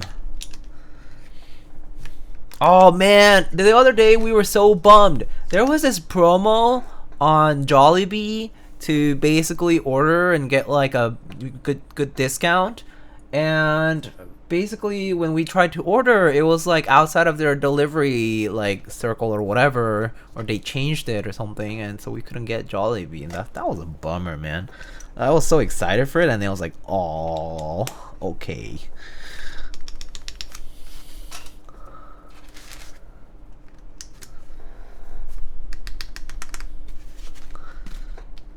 Okay, so for BAE, do I need to remove the spring on the pipe key?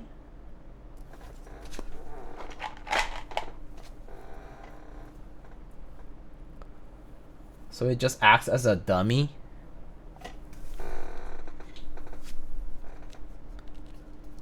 I think that's a question I have about it, but I guess I'll try. Yeah, let's try it out. Easier done than said, actually. So just place the housing there.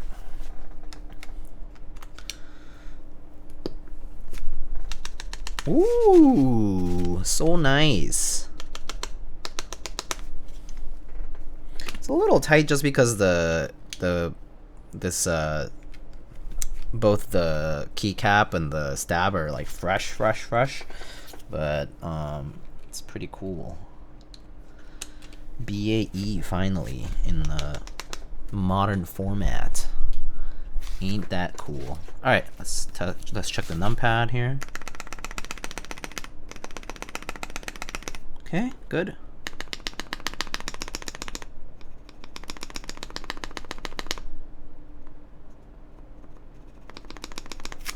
Okay, good. Actually, well, Avo, I have a question for you here. So, how is how is not wanting Wob and Silver elitist if you consider the idea of Wob and Silver to be above us, people who don't prefer Wob on Silver, then aren't you the elitist?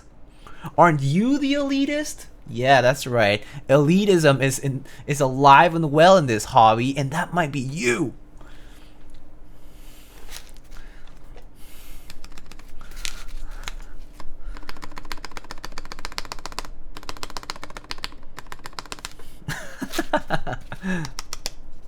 It's a little tight on the BAE here. Let's see if I over.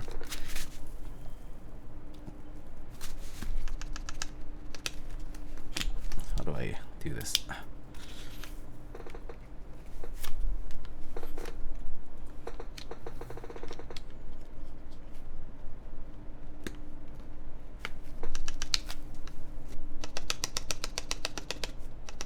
Oh, as long as it doesn't rattle, it's okay with me.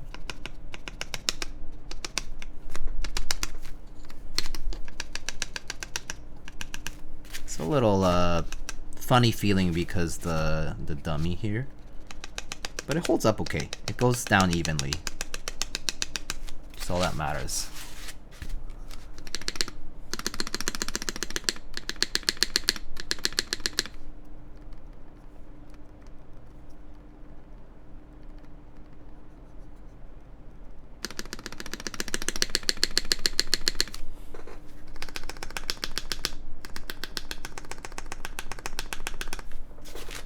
Okay, pretty good. Good enough.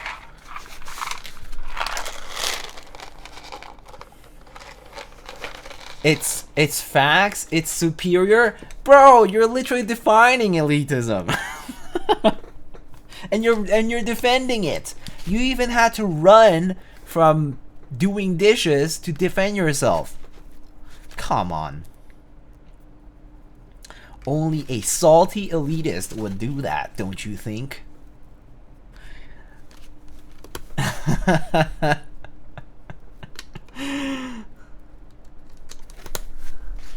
Don't let the elitism rub onto your dishes, man.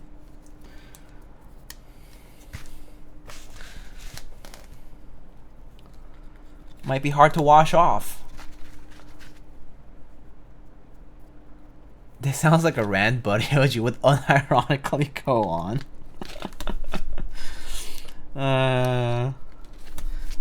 Hold on. I'm about to let me change the thumbnail of my. Just kidding. Oh, hold on. Let me ask ChatGPT. I don't even own Wob. For real? Oh man, that's pretty funny. I gave my one set to my sister. Oh, okay, that's fair. If you gave it away to someone you know, that's okay. That's fair. I mean, you can always get another one.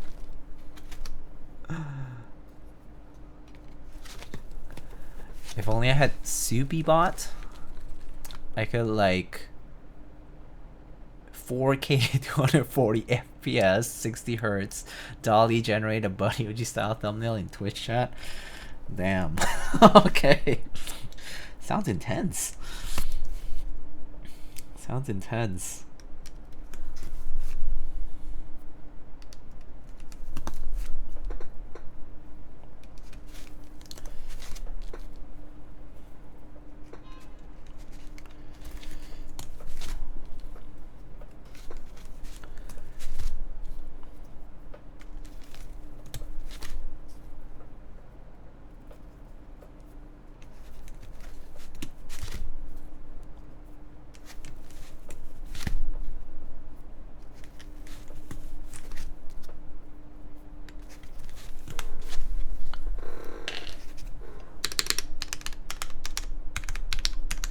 Okay, great.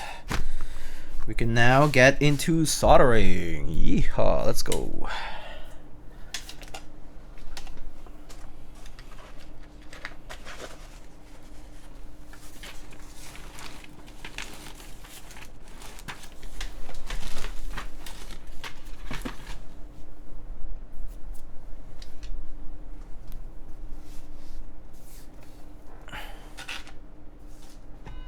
"240 FPS is 240 Hertz."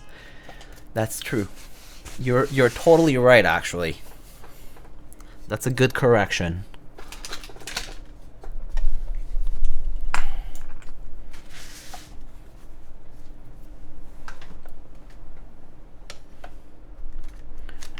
Okay, let's switch over here to the noise filter.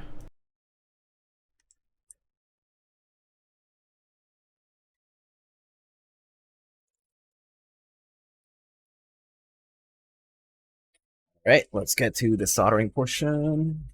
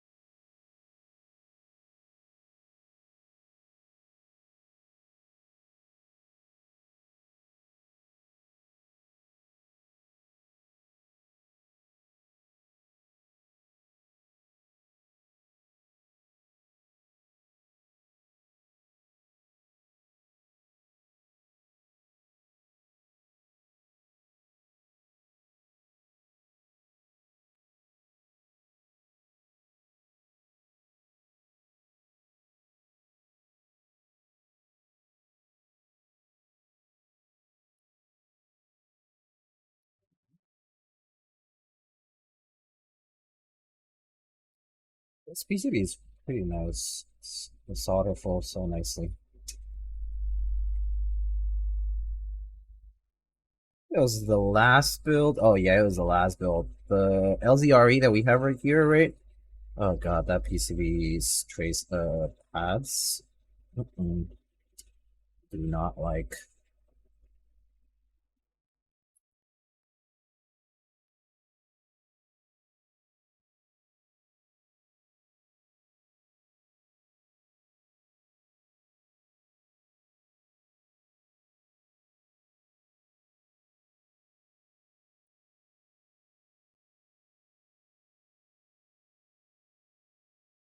Does this PCB have the solder coated pads? Yeah, it's nice.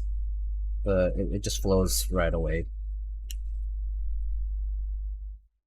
It forms that little nice cusp right away too. It's like pretty much perfectly sized for MX compatible switch pins, so there's not much wasted solder, so to speak.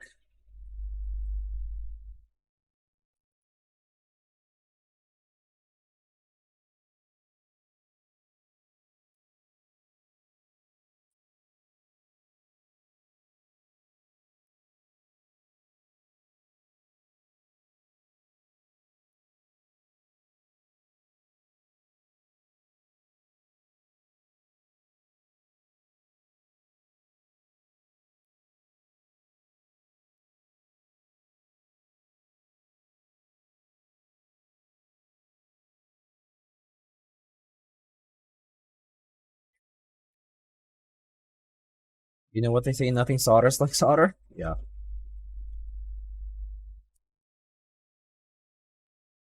Like dissolves like. Pretty much.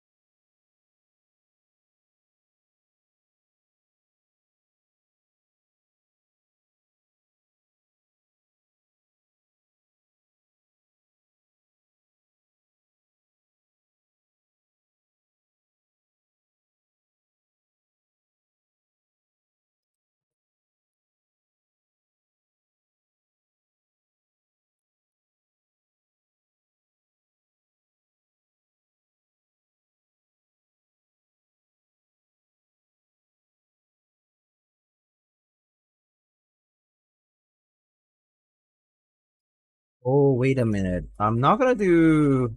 I'm actually gonna do regular touch caps lock so that I'm gonna actually put that. Maybe I'll put that full touch control on there.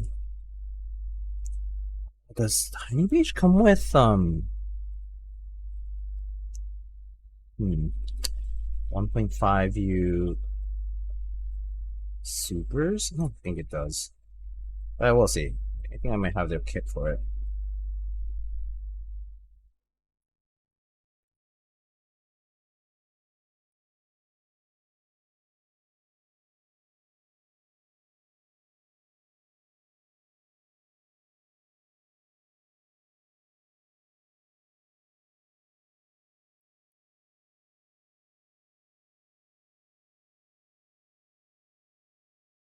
Then again, yeah, no, never mind. I'm actually just gonna leave it alone because this doesn't have the blockers. So you might end up with redundancies for the icons, I mean for the legends. So let's just do the step caps lock. This will be the only kind of exception to the rule.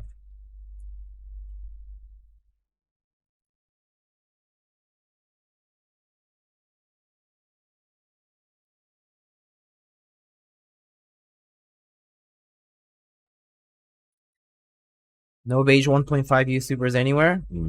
Okay. That's too bad. Also, hi, Ankit.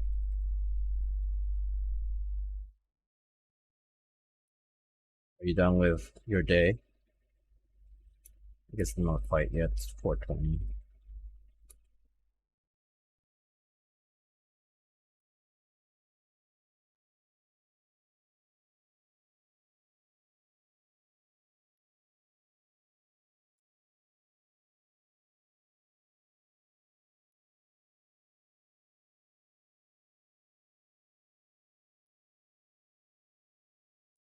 Okay, pretty much done. Let's just double check everything.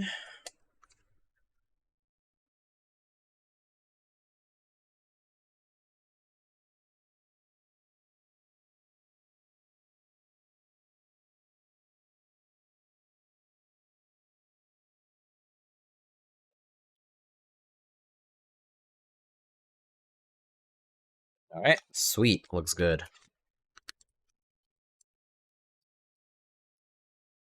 All right. Time to put this together.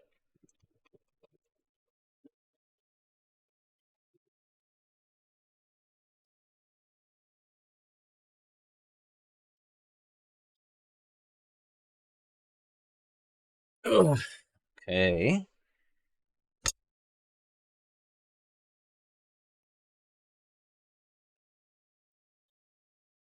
Alrighty. So let's see. We gotta use these gaskets to mount this, I imagine.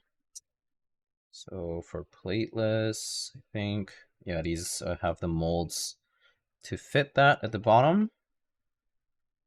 So let's just put these guys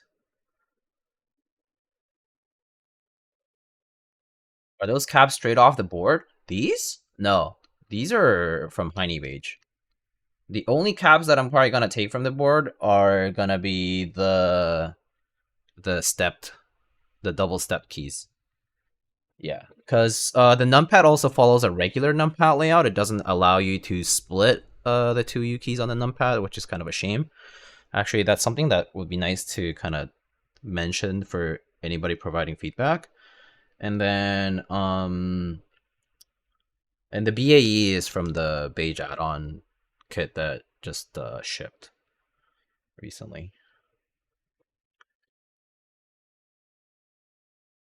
I don't know what these are, but I'm assuming these are just to prevent it from like shorting, I guess.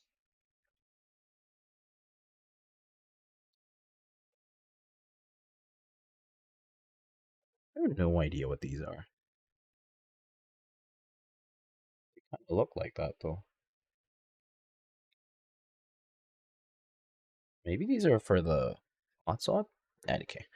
I was just gonna leave it like this.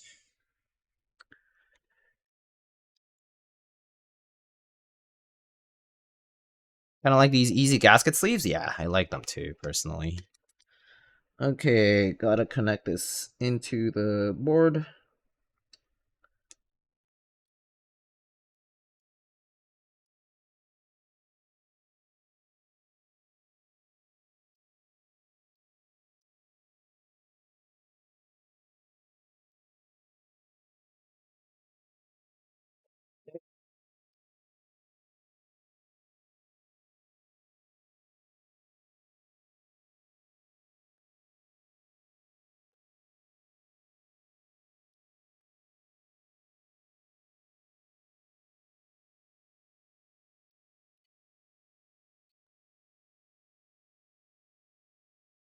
Nice. Just double make sure that the wire here is good. Okay, yeah, no, it looks good. Okay. Then the next thing I also need to do is to make sure this is working, but I also should be routing the cable through this. Is there a solenoid in this board? Yes, there is. There is.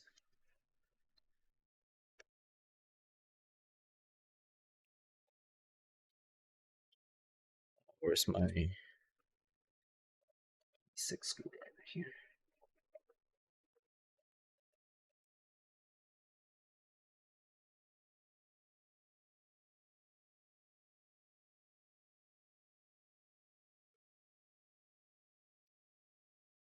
Does come off or?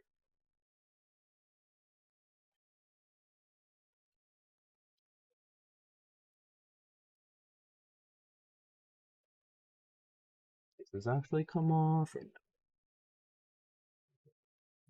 It's just not oriented correctly. Some pieces have stuck on there.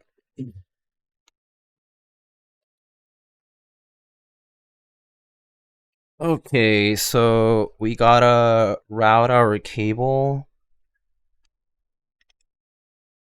M2 screws on the board like this big is a crime. Yeah, I'm not happy about that choice. Like whoever decided that this was a reasonable thing to do would really suggest it to change. Alas.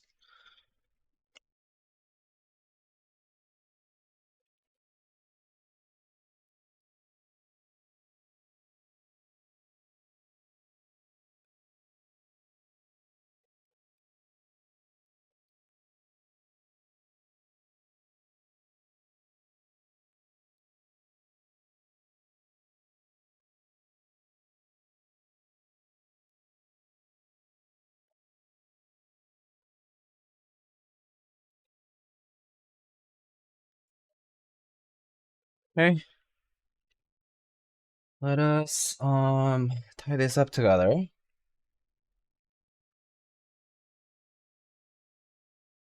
Is there a decent source for 10U spaceboards that are compatible with 7U wires that match closely with L9? There are the Signature Plastics ones, which are DCS. gotta go first.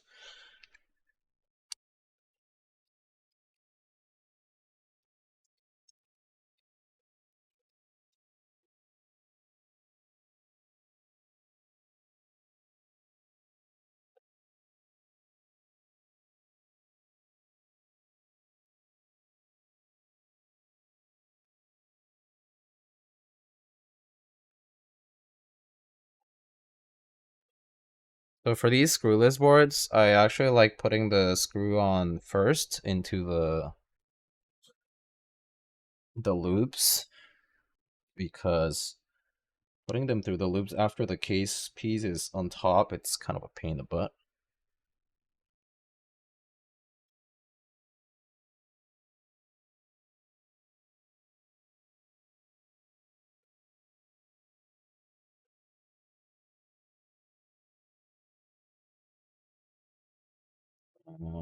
Oh yeah, there's a few extra screws here.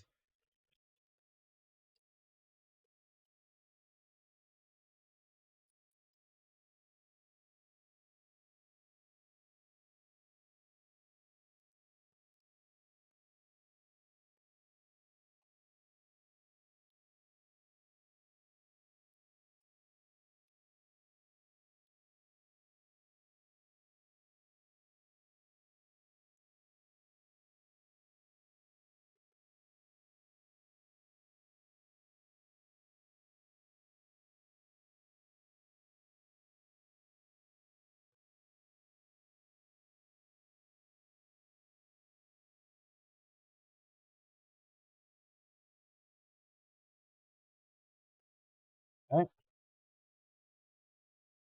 That should do it.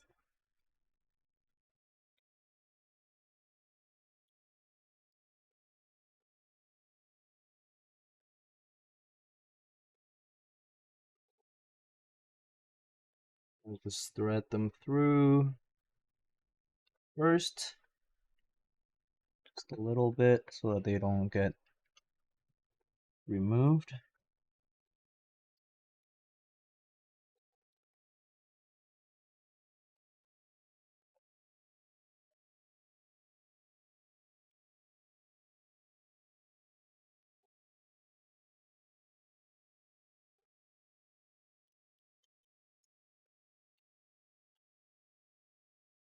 Oh, now tighten the screws.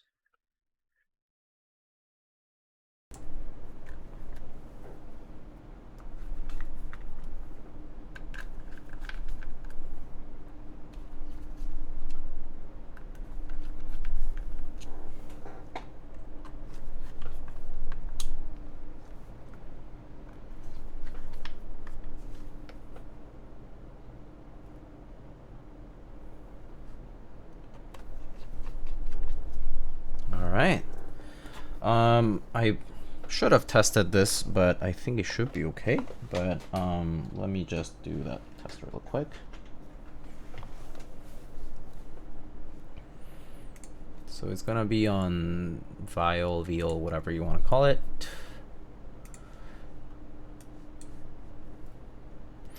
Oh, it shows up right away. That's very nice. Okay, I guess, oh, layout wise, this actually has bottom row is win key, right? Oh, they misnomer. That's a misnomer there. I'll do left control here. I don't really have a use for right control, so I'm gonna put a layer key there. The rest is fine as, oh wait, this doesn't really do anything. So, and this is gonna have a split backspace. So this should be pipe and backspace, yeah. Okay, then testing the board.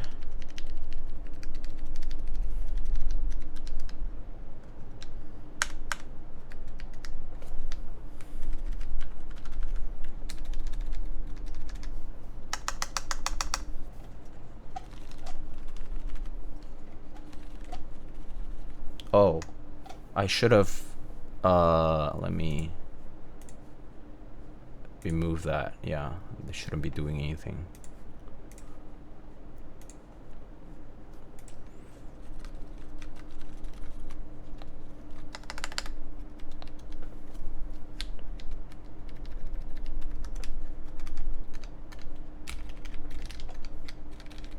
Okay, great. Everything works. Perfect.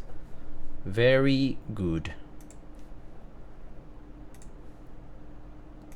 Alright, so let's go ahead and finalize this. Oh, I forgot to test the rotary encoder, but I'll do that shortly. Let me first finalize this case. And to finalize it is just to put our cable port piece that kind of keeps the cable in place. It's right here.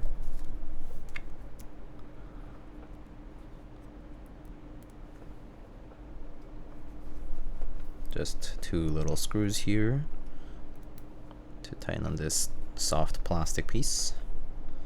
Should be enough. Okay. All right. Oh, I guess last bump on too.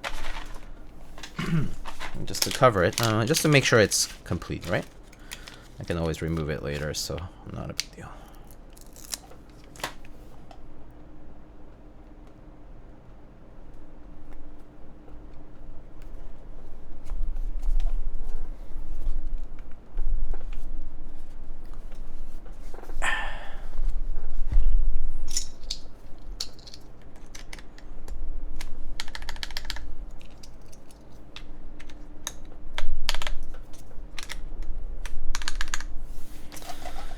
Alright, okay, it's time to put the rest of the caps on, I guess. So let's go ahead and do that. So first, from my BAE kit, I got my 1U pipe and my 1U backspace that just says back on it. Nice. And then from Hineybeige,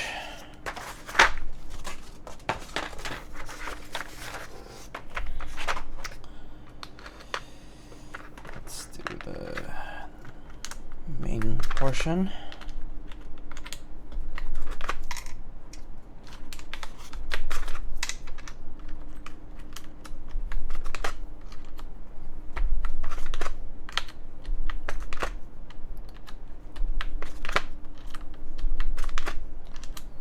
Wow, that song though, that's a throwback.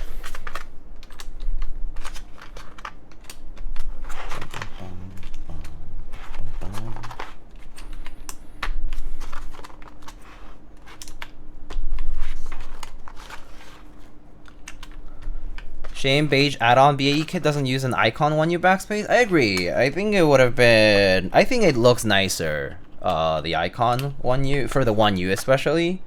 I think it's just, yeah, it just looks nicer, the symbol.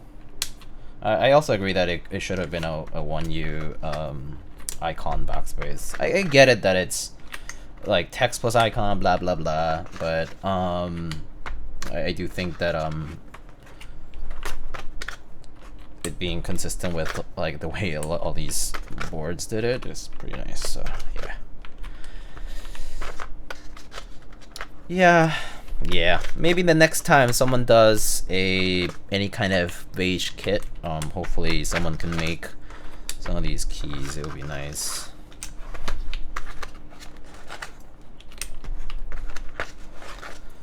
Oh, sheesh. All right.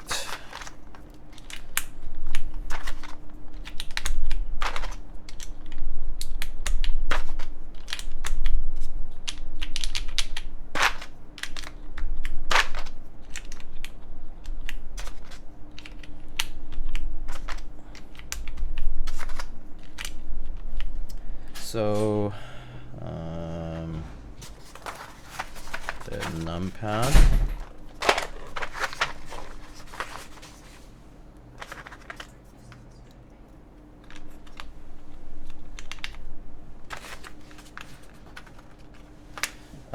Let's just do, how should we do that actually? Let's put the super keys first, I guess, since it's just the 1U bottom row. I'll do the numpad next.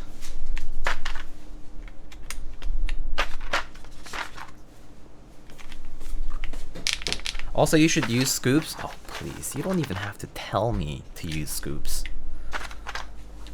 Scoops only. Scoops only.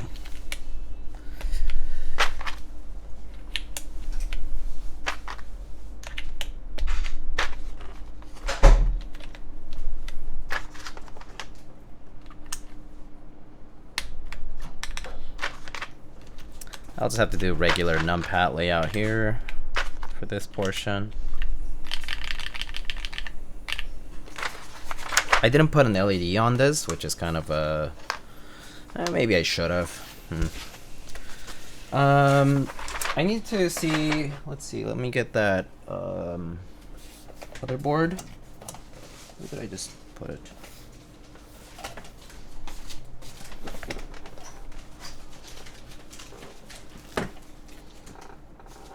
Where did I...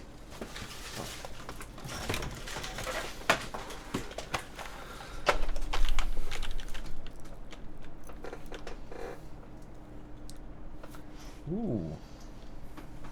Sweet. Oh, thank you. Alright, we'll borrow this stepped Alt key and this stepped caps lock key. Unfortunately, we'll have double caps lock. Ignore that. You can pretend like you didn't see that. Should use the F keys too? Yeah. Oh, these are slightly grayer. It's not quite beige. Oh well, it's okay. Oh wait, wrong side. Wrong side.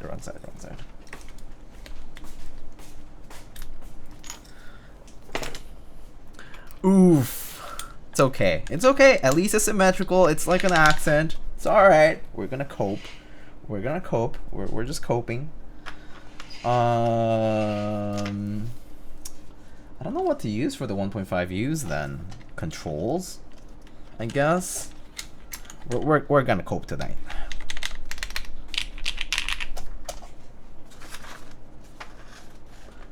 Accent, sure.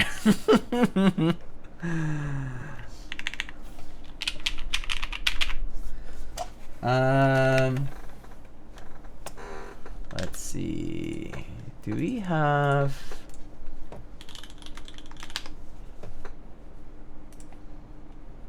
What else do I have here?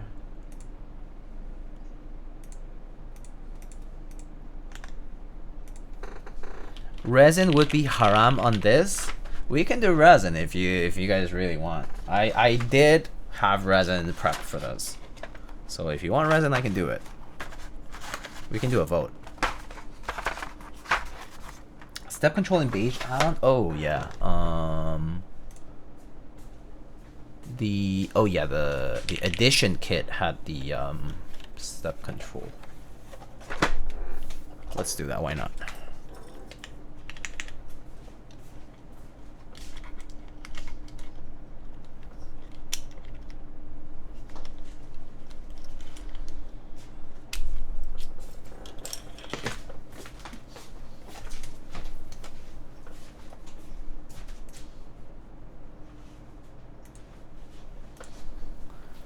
Haram, please no.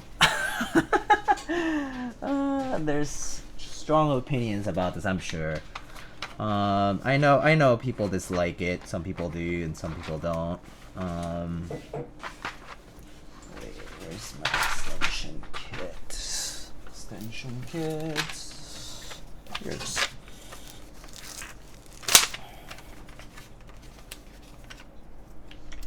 Step control. We have a lot of controls here. It's okay. So, flex on us. Macro columns. It's up to you guys. If you want it, you can do it, but we don't have to.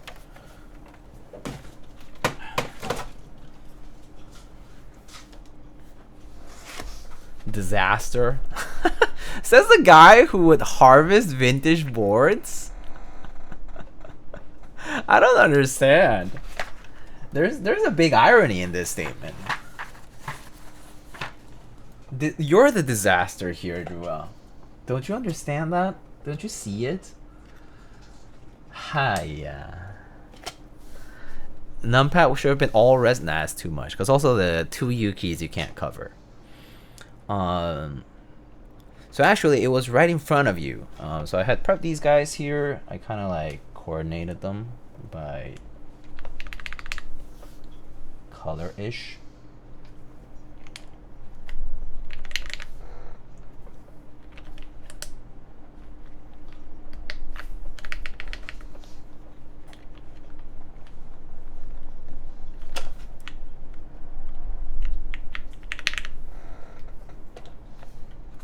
Alright, resin it is. If we must cope, we cope, and that's okay.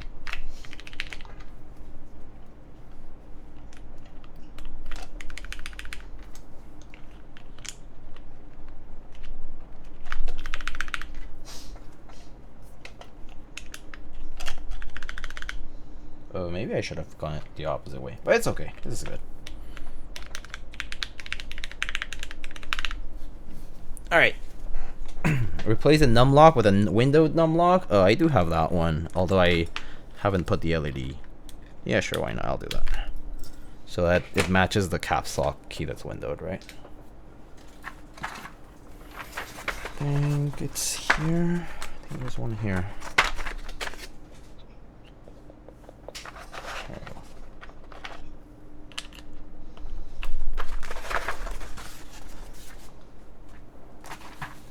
Yeah, there you go. All right. So there it is.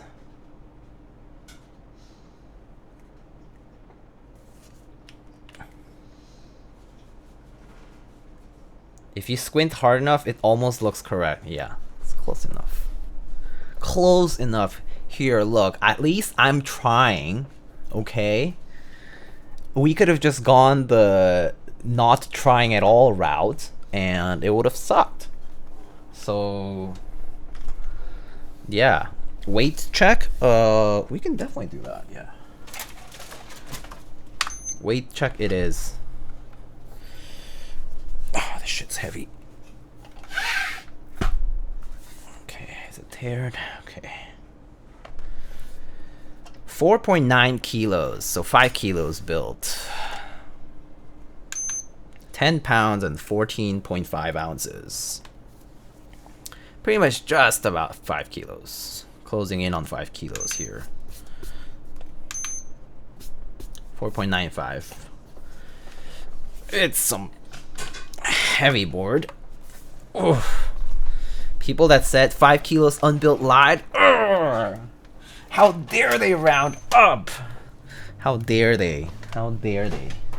SMH my head, these bad engineers rounding up. Ugh, it's within the margin of error, they said. Oh. Wait, is this for the solenoid? Wait, I heard. No, what's this for? What's the encoder for?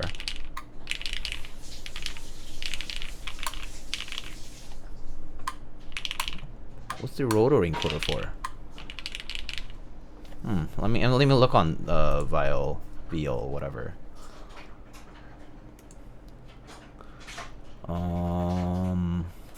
Is it gonna be under layers?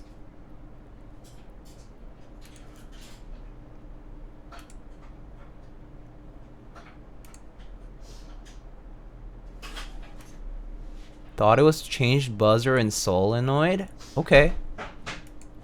I will trust you on that one. I kind of heard it, like, but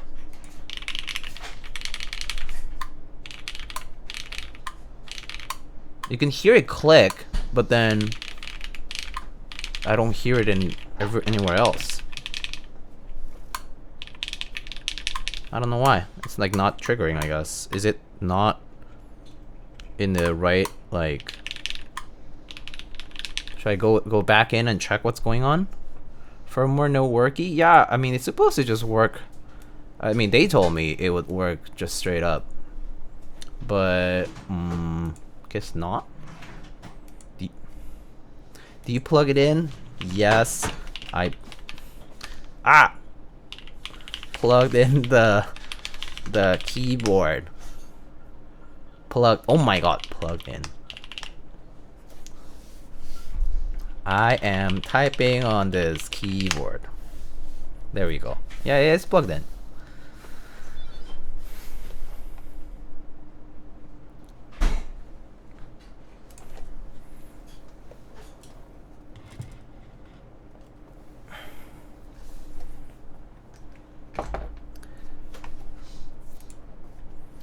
Do you plug in the solenoid? It should have been plugged in. I saw it was plugged in, but we can go back in and check if you really want to.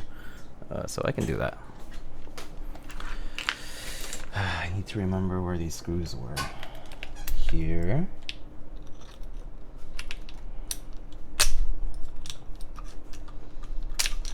Here. Here.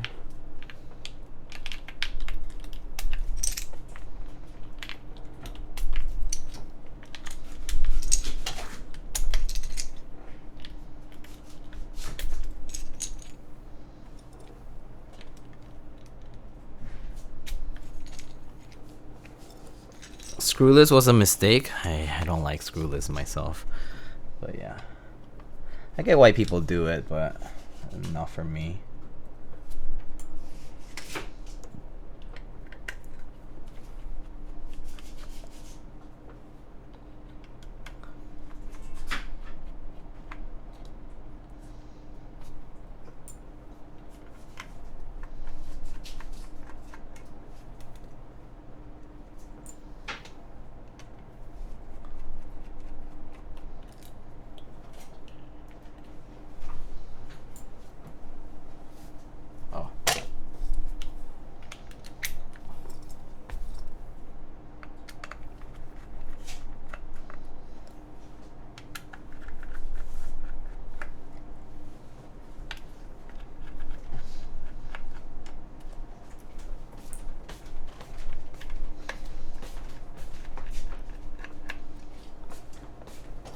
Okay, I think that should be all the screws.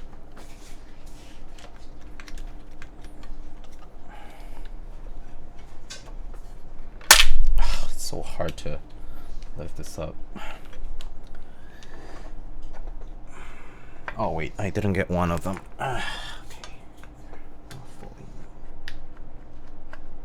Okay, there.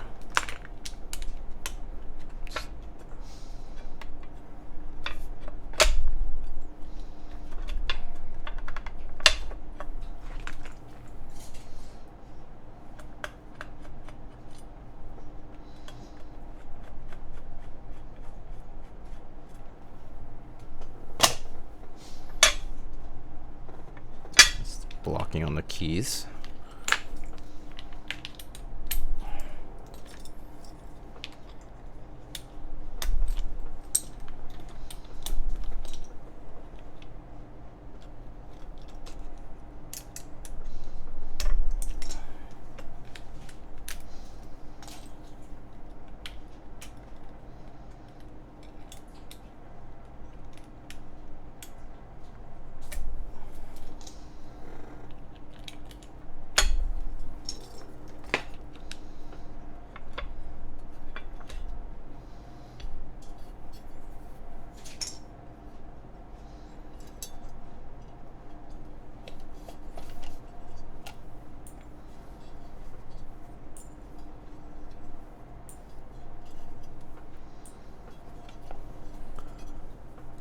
Alright, okay, so solenoid is definitely plugged in here. I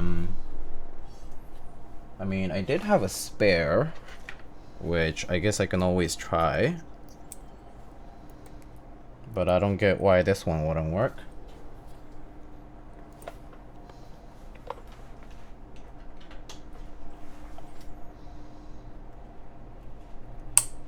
There, it look at this. So it engages and then disengages. Oh, Okay. That's the buzzer. So loud. Okay. It sounds like my fire alarm is going off. So, what's going on?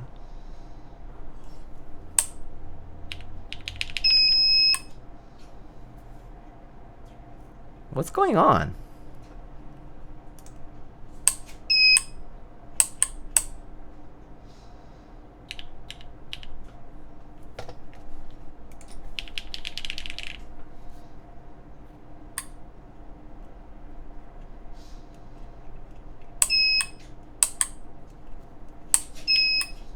I don't get it. I don't know what's going on. I don't know what the key combos are for this. It sounds like a fire alarm though. Yeah, why is it was always on? It should be like beep beep beep beep beep beep, beep, right? And also why is the solenoid not working? I think that's my other question.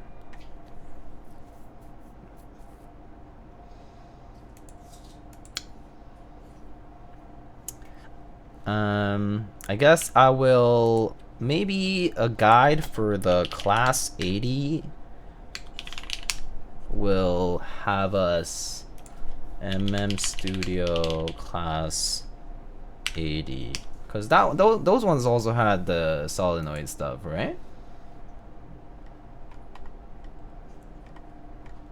But was that just a key combo for it?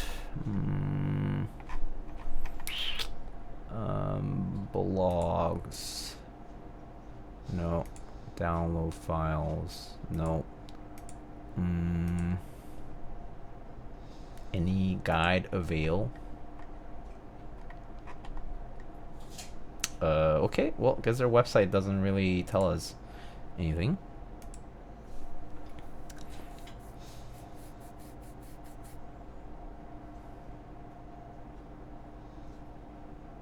Is there like no firmware you can flash on this? No, I was not given firmware. I was just told it would work. So, because I did ask for the firmware and I was just told just plug in and it works basically. Let's see. Let me look into the notes or into the messages. Can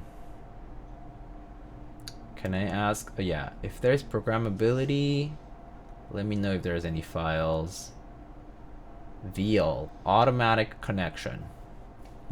Okay, yeah, no, nothing. Oh well. We'll tune in for that next time. Some other time we'll figure this out, right? So yeah, for now, I don't know why. I don't know why it doesn't work.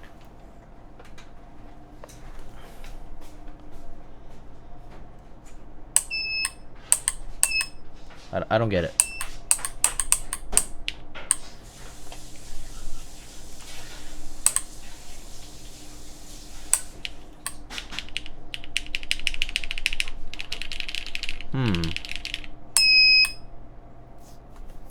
Yeah, I don't know.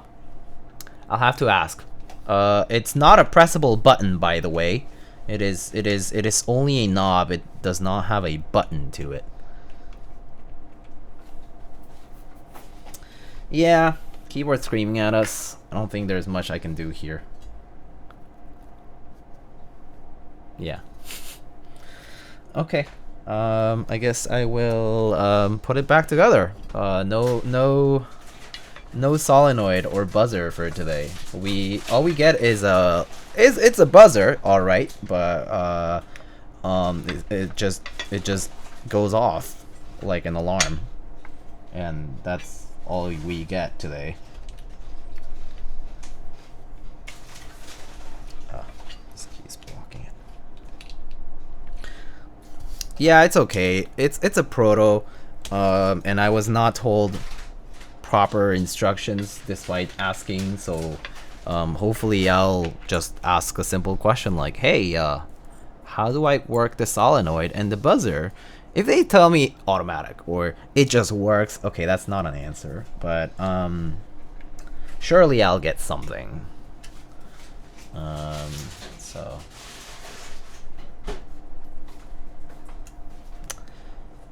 stay tuned for that later on. I do not know why.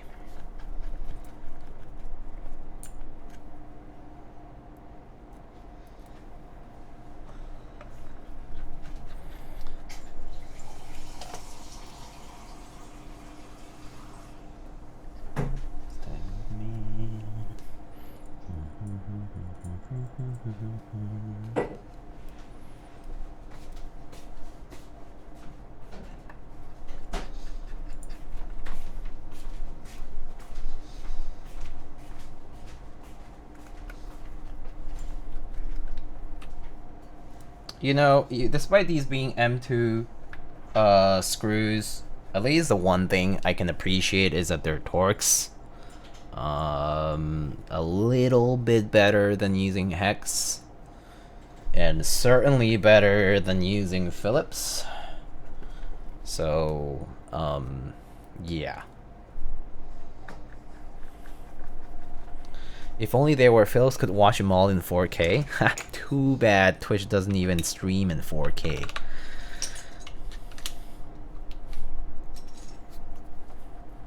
Ah, this will give me an opportunity to swap these out, I think.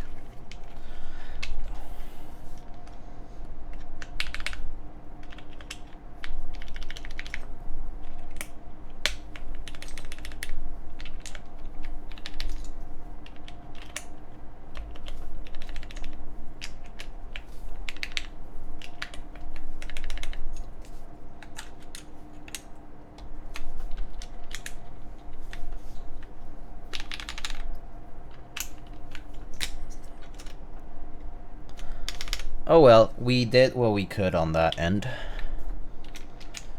Now let's get to typing on this because it does feel and sound pretty good. Just on initial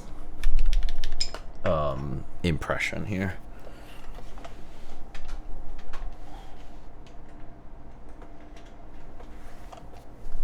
Okay, let's set it up.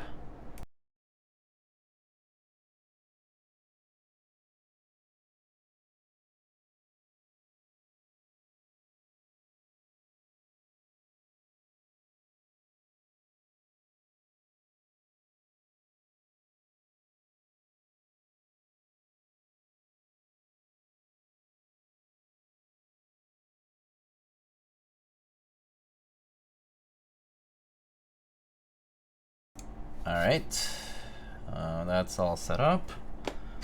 And now just get a typing test up on the screen.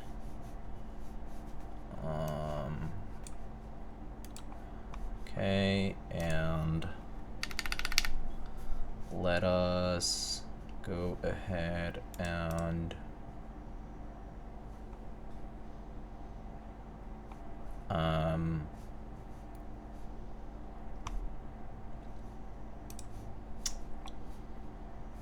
turn off the music. Close this up. All right. So, all right, here we have it. This is the MM Studio Class 0413.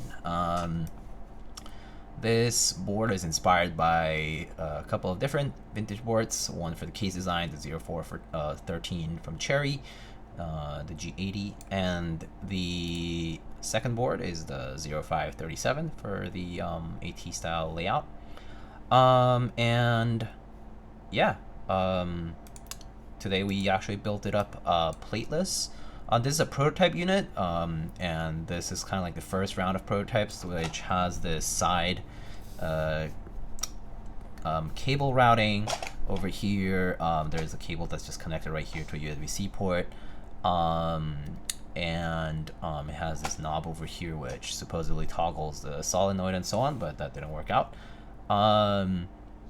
Yeah, there are revisions ongoing, so if you have feedback for the designers over at MM Studio, you should make sure to join their Discord, fill out the forms that they have, check out their Keycaps thread, chime in, etc. But today we built this with a Oh, he was not able to get the solenoid working. Okay, that's fair. That's probably what it is then. Probably a firmware issue. And so, yeah, so we built this up with Cherry Mix Black, clear top switches, or new Nixies. And currently we have it plateless with a 1.6 millimeter solderable PCB here in some sort of like gasket mount directly onto the case. So it's plateless. There is an option to do plate for top mount, but that's pretty much what this is. Okay, so let's get to type on this. All right, here we go. Cherry Mix Blacks.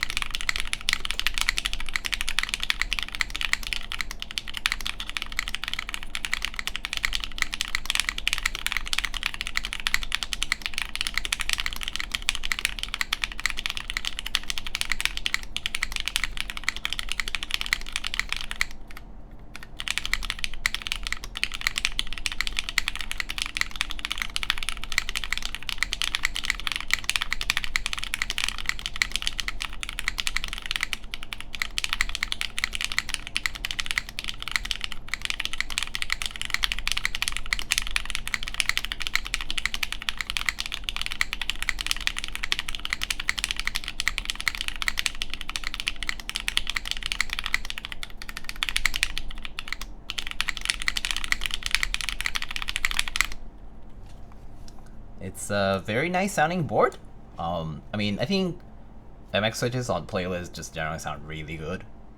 So yeah, pretty cool. The caps lock so cool. Yeah, this is a double stepped keys from the 0647 that I just borrowed. They're not quite the same color beige actually. This is kind of like more like grayish, but yeah. All right, so let's go through the modifiers, and of course here's some resin, but yeah. Here are the two.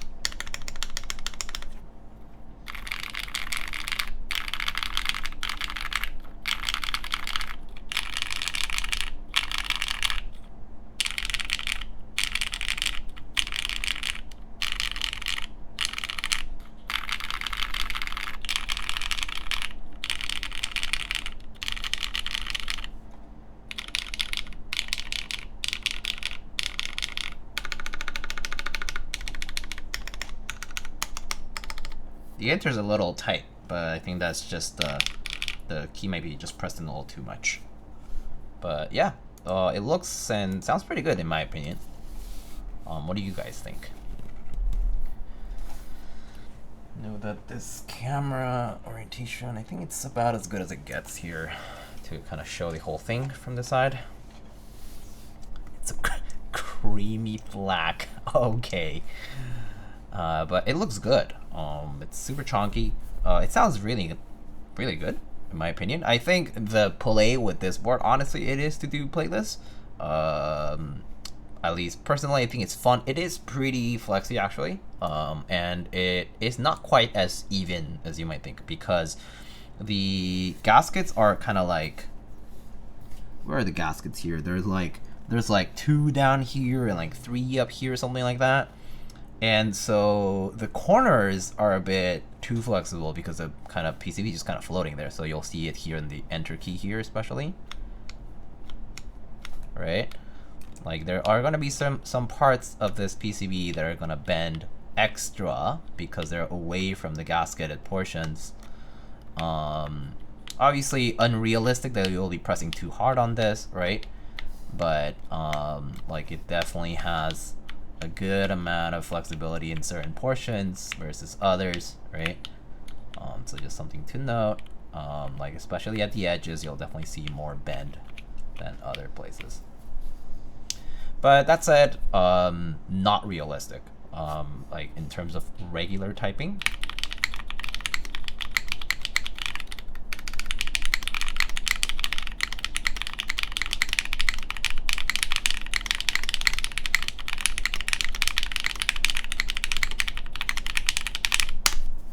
It's a pretty nice sounding and nice feeling board. Yeah, I mean, the solenoid issue is just a firmware thing, probably firmware slash hardware interfacing here. That's probably just something that will get polished up before production. So I think for production, I wouldn't worry too much about the buzzer solenoid implementation here. That said, I will contact the person who reached out to me about sending this board and ask them about how to use it. And if I figure it out, I'll just show it to you guys on the next stream that I do. Yeah. And obviously, if I get that info before I get to like record anything for typing, then I'll include that in to a typing sound test or something like that. Yeah. So yeah, pretty good, pretty nice in my opinion.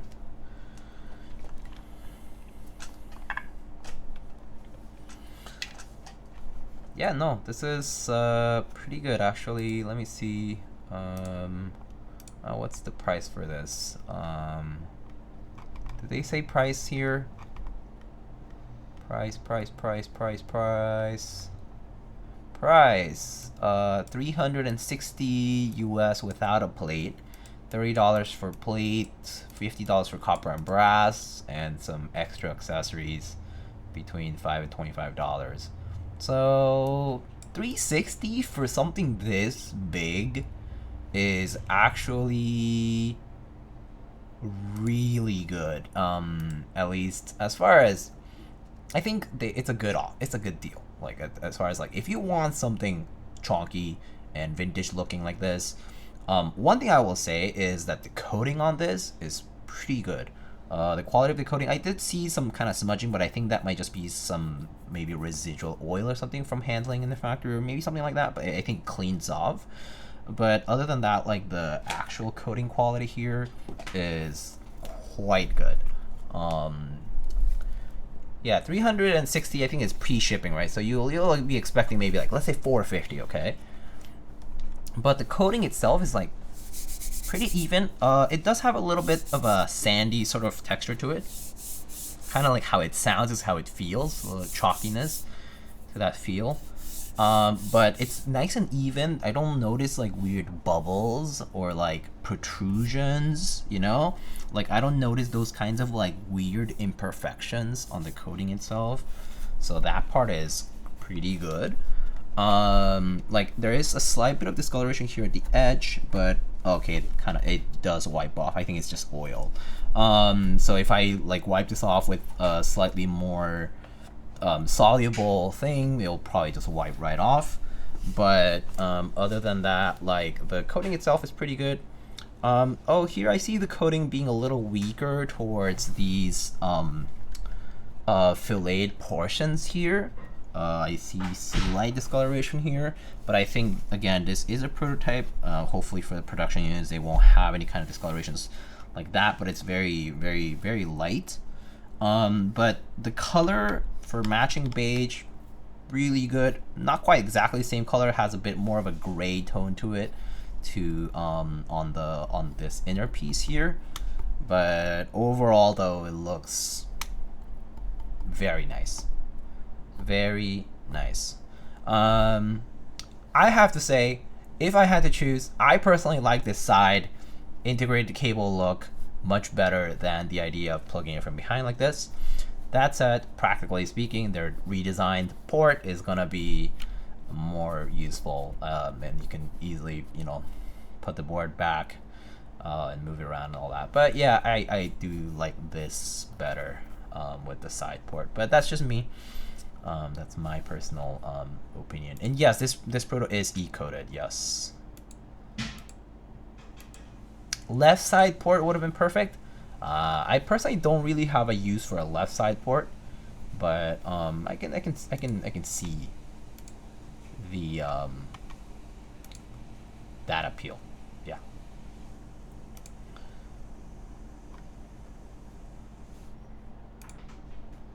I do like this though. I mean, I really actually do like this implementation right here.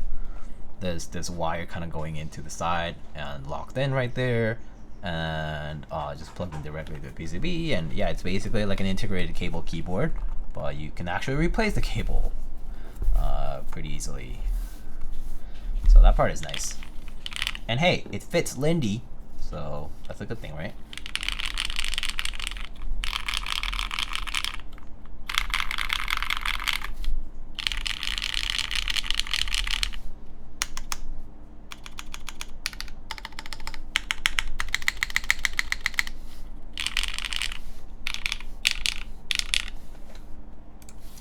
But yeah, it's pretty good.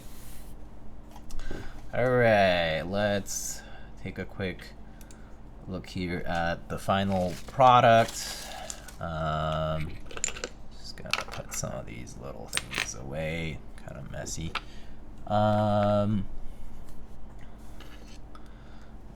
we'll get the thumbnail for the VOD right there. Alright, so 3, 2, 1, and boom. There you go. Oh, it cuts off a little. Redo. There we go. 3, 2, 1, boom. Alright, good enough for the thumbnail. So let's go back to this view. And I'm gonna readjust the mic here.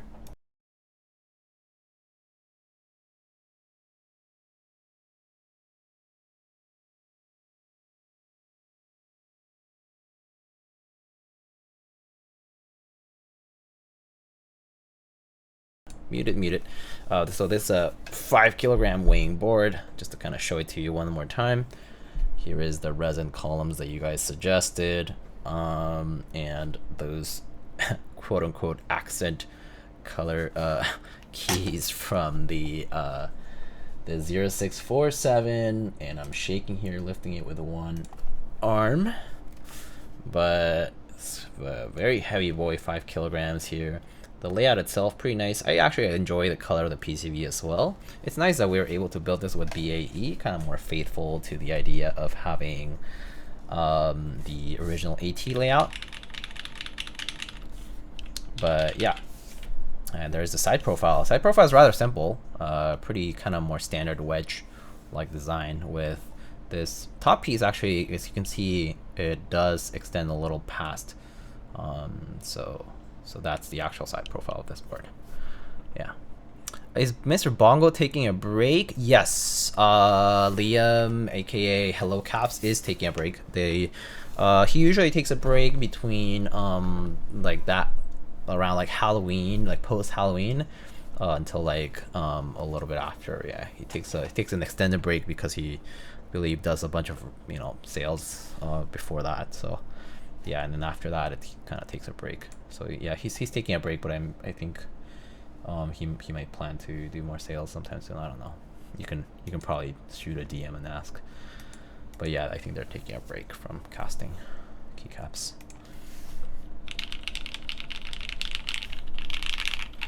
Anyway, quite nice. I like this board. I dig it. I do want to figure this out, the solenoid situation, but I think the way it's built is pretty good. I'm probably gonna replace these double step caps back with just regular keys. For the photos, I'll actually keep them, just for fun. And then yeah, maybe I'll go in and put that lock indicator. Maybe some green indicator would be perfect for that. And yeah,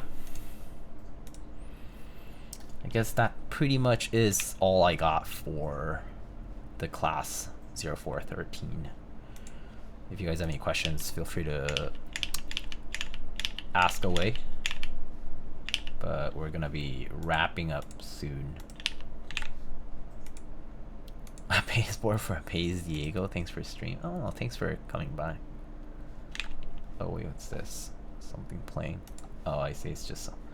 Oh, I see. Let's see who is streaming. I see Mr. Yuri. assembling a Cycle 7 here. I see Mr. Andy. I see who else? I don't really see other keyword folks right now, but yeah.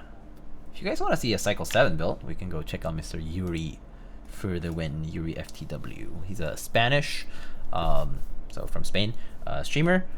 He does keyword content as well, but he does builds. He also speaks English, by the way. Yeah, he does builds for a bunch of community members in Spain, as well as for people out there who might need a keyword. And he's one of the few EU-based streamers that do keyword content, so you can go check him out.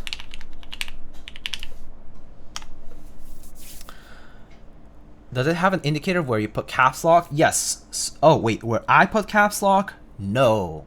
That would be good feedback. You should ask them to put LED pad there. That'll be cool. I would suggest that for sure. Clownfish. But, all right. Let's wrap it up and say meow go read. Joder, me gustan los teclados mecánicos. Meow go.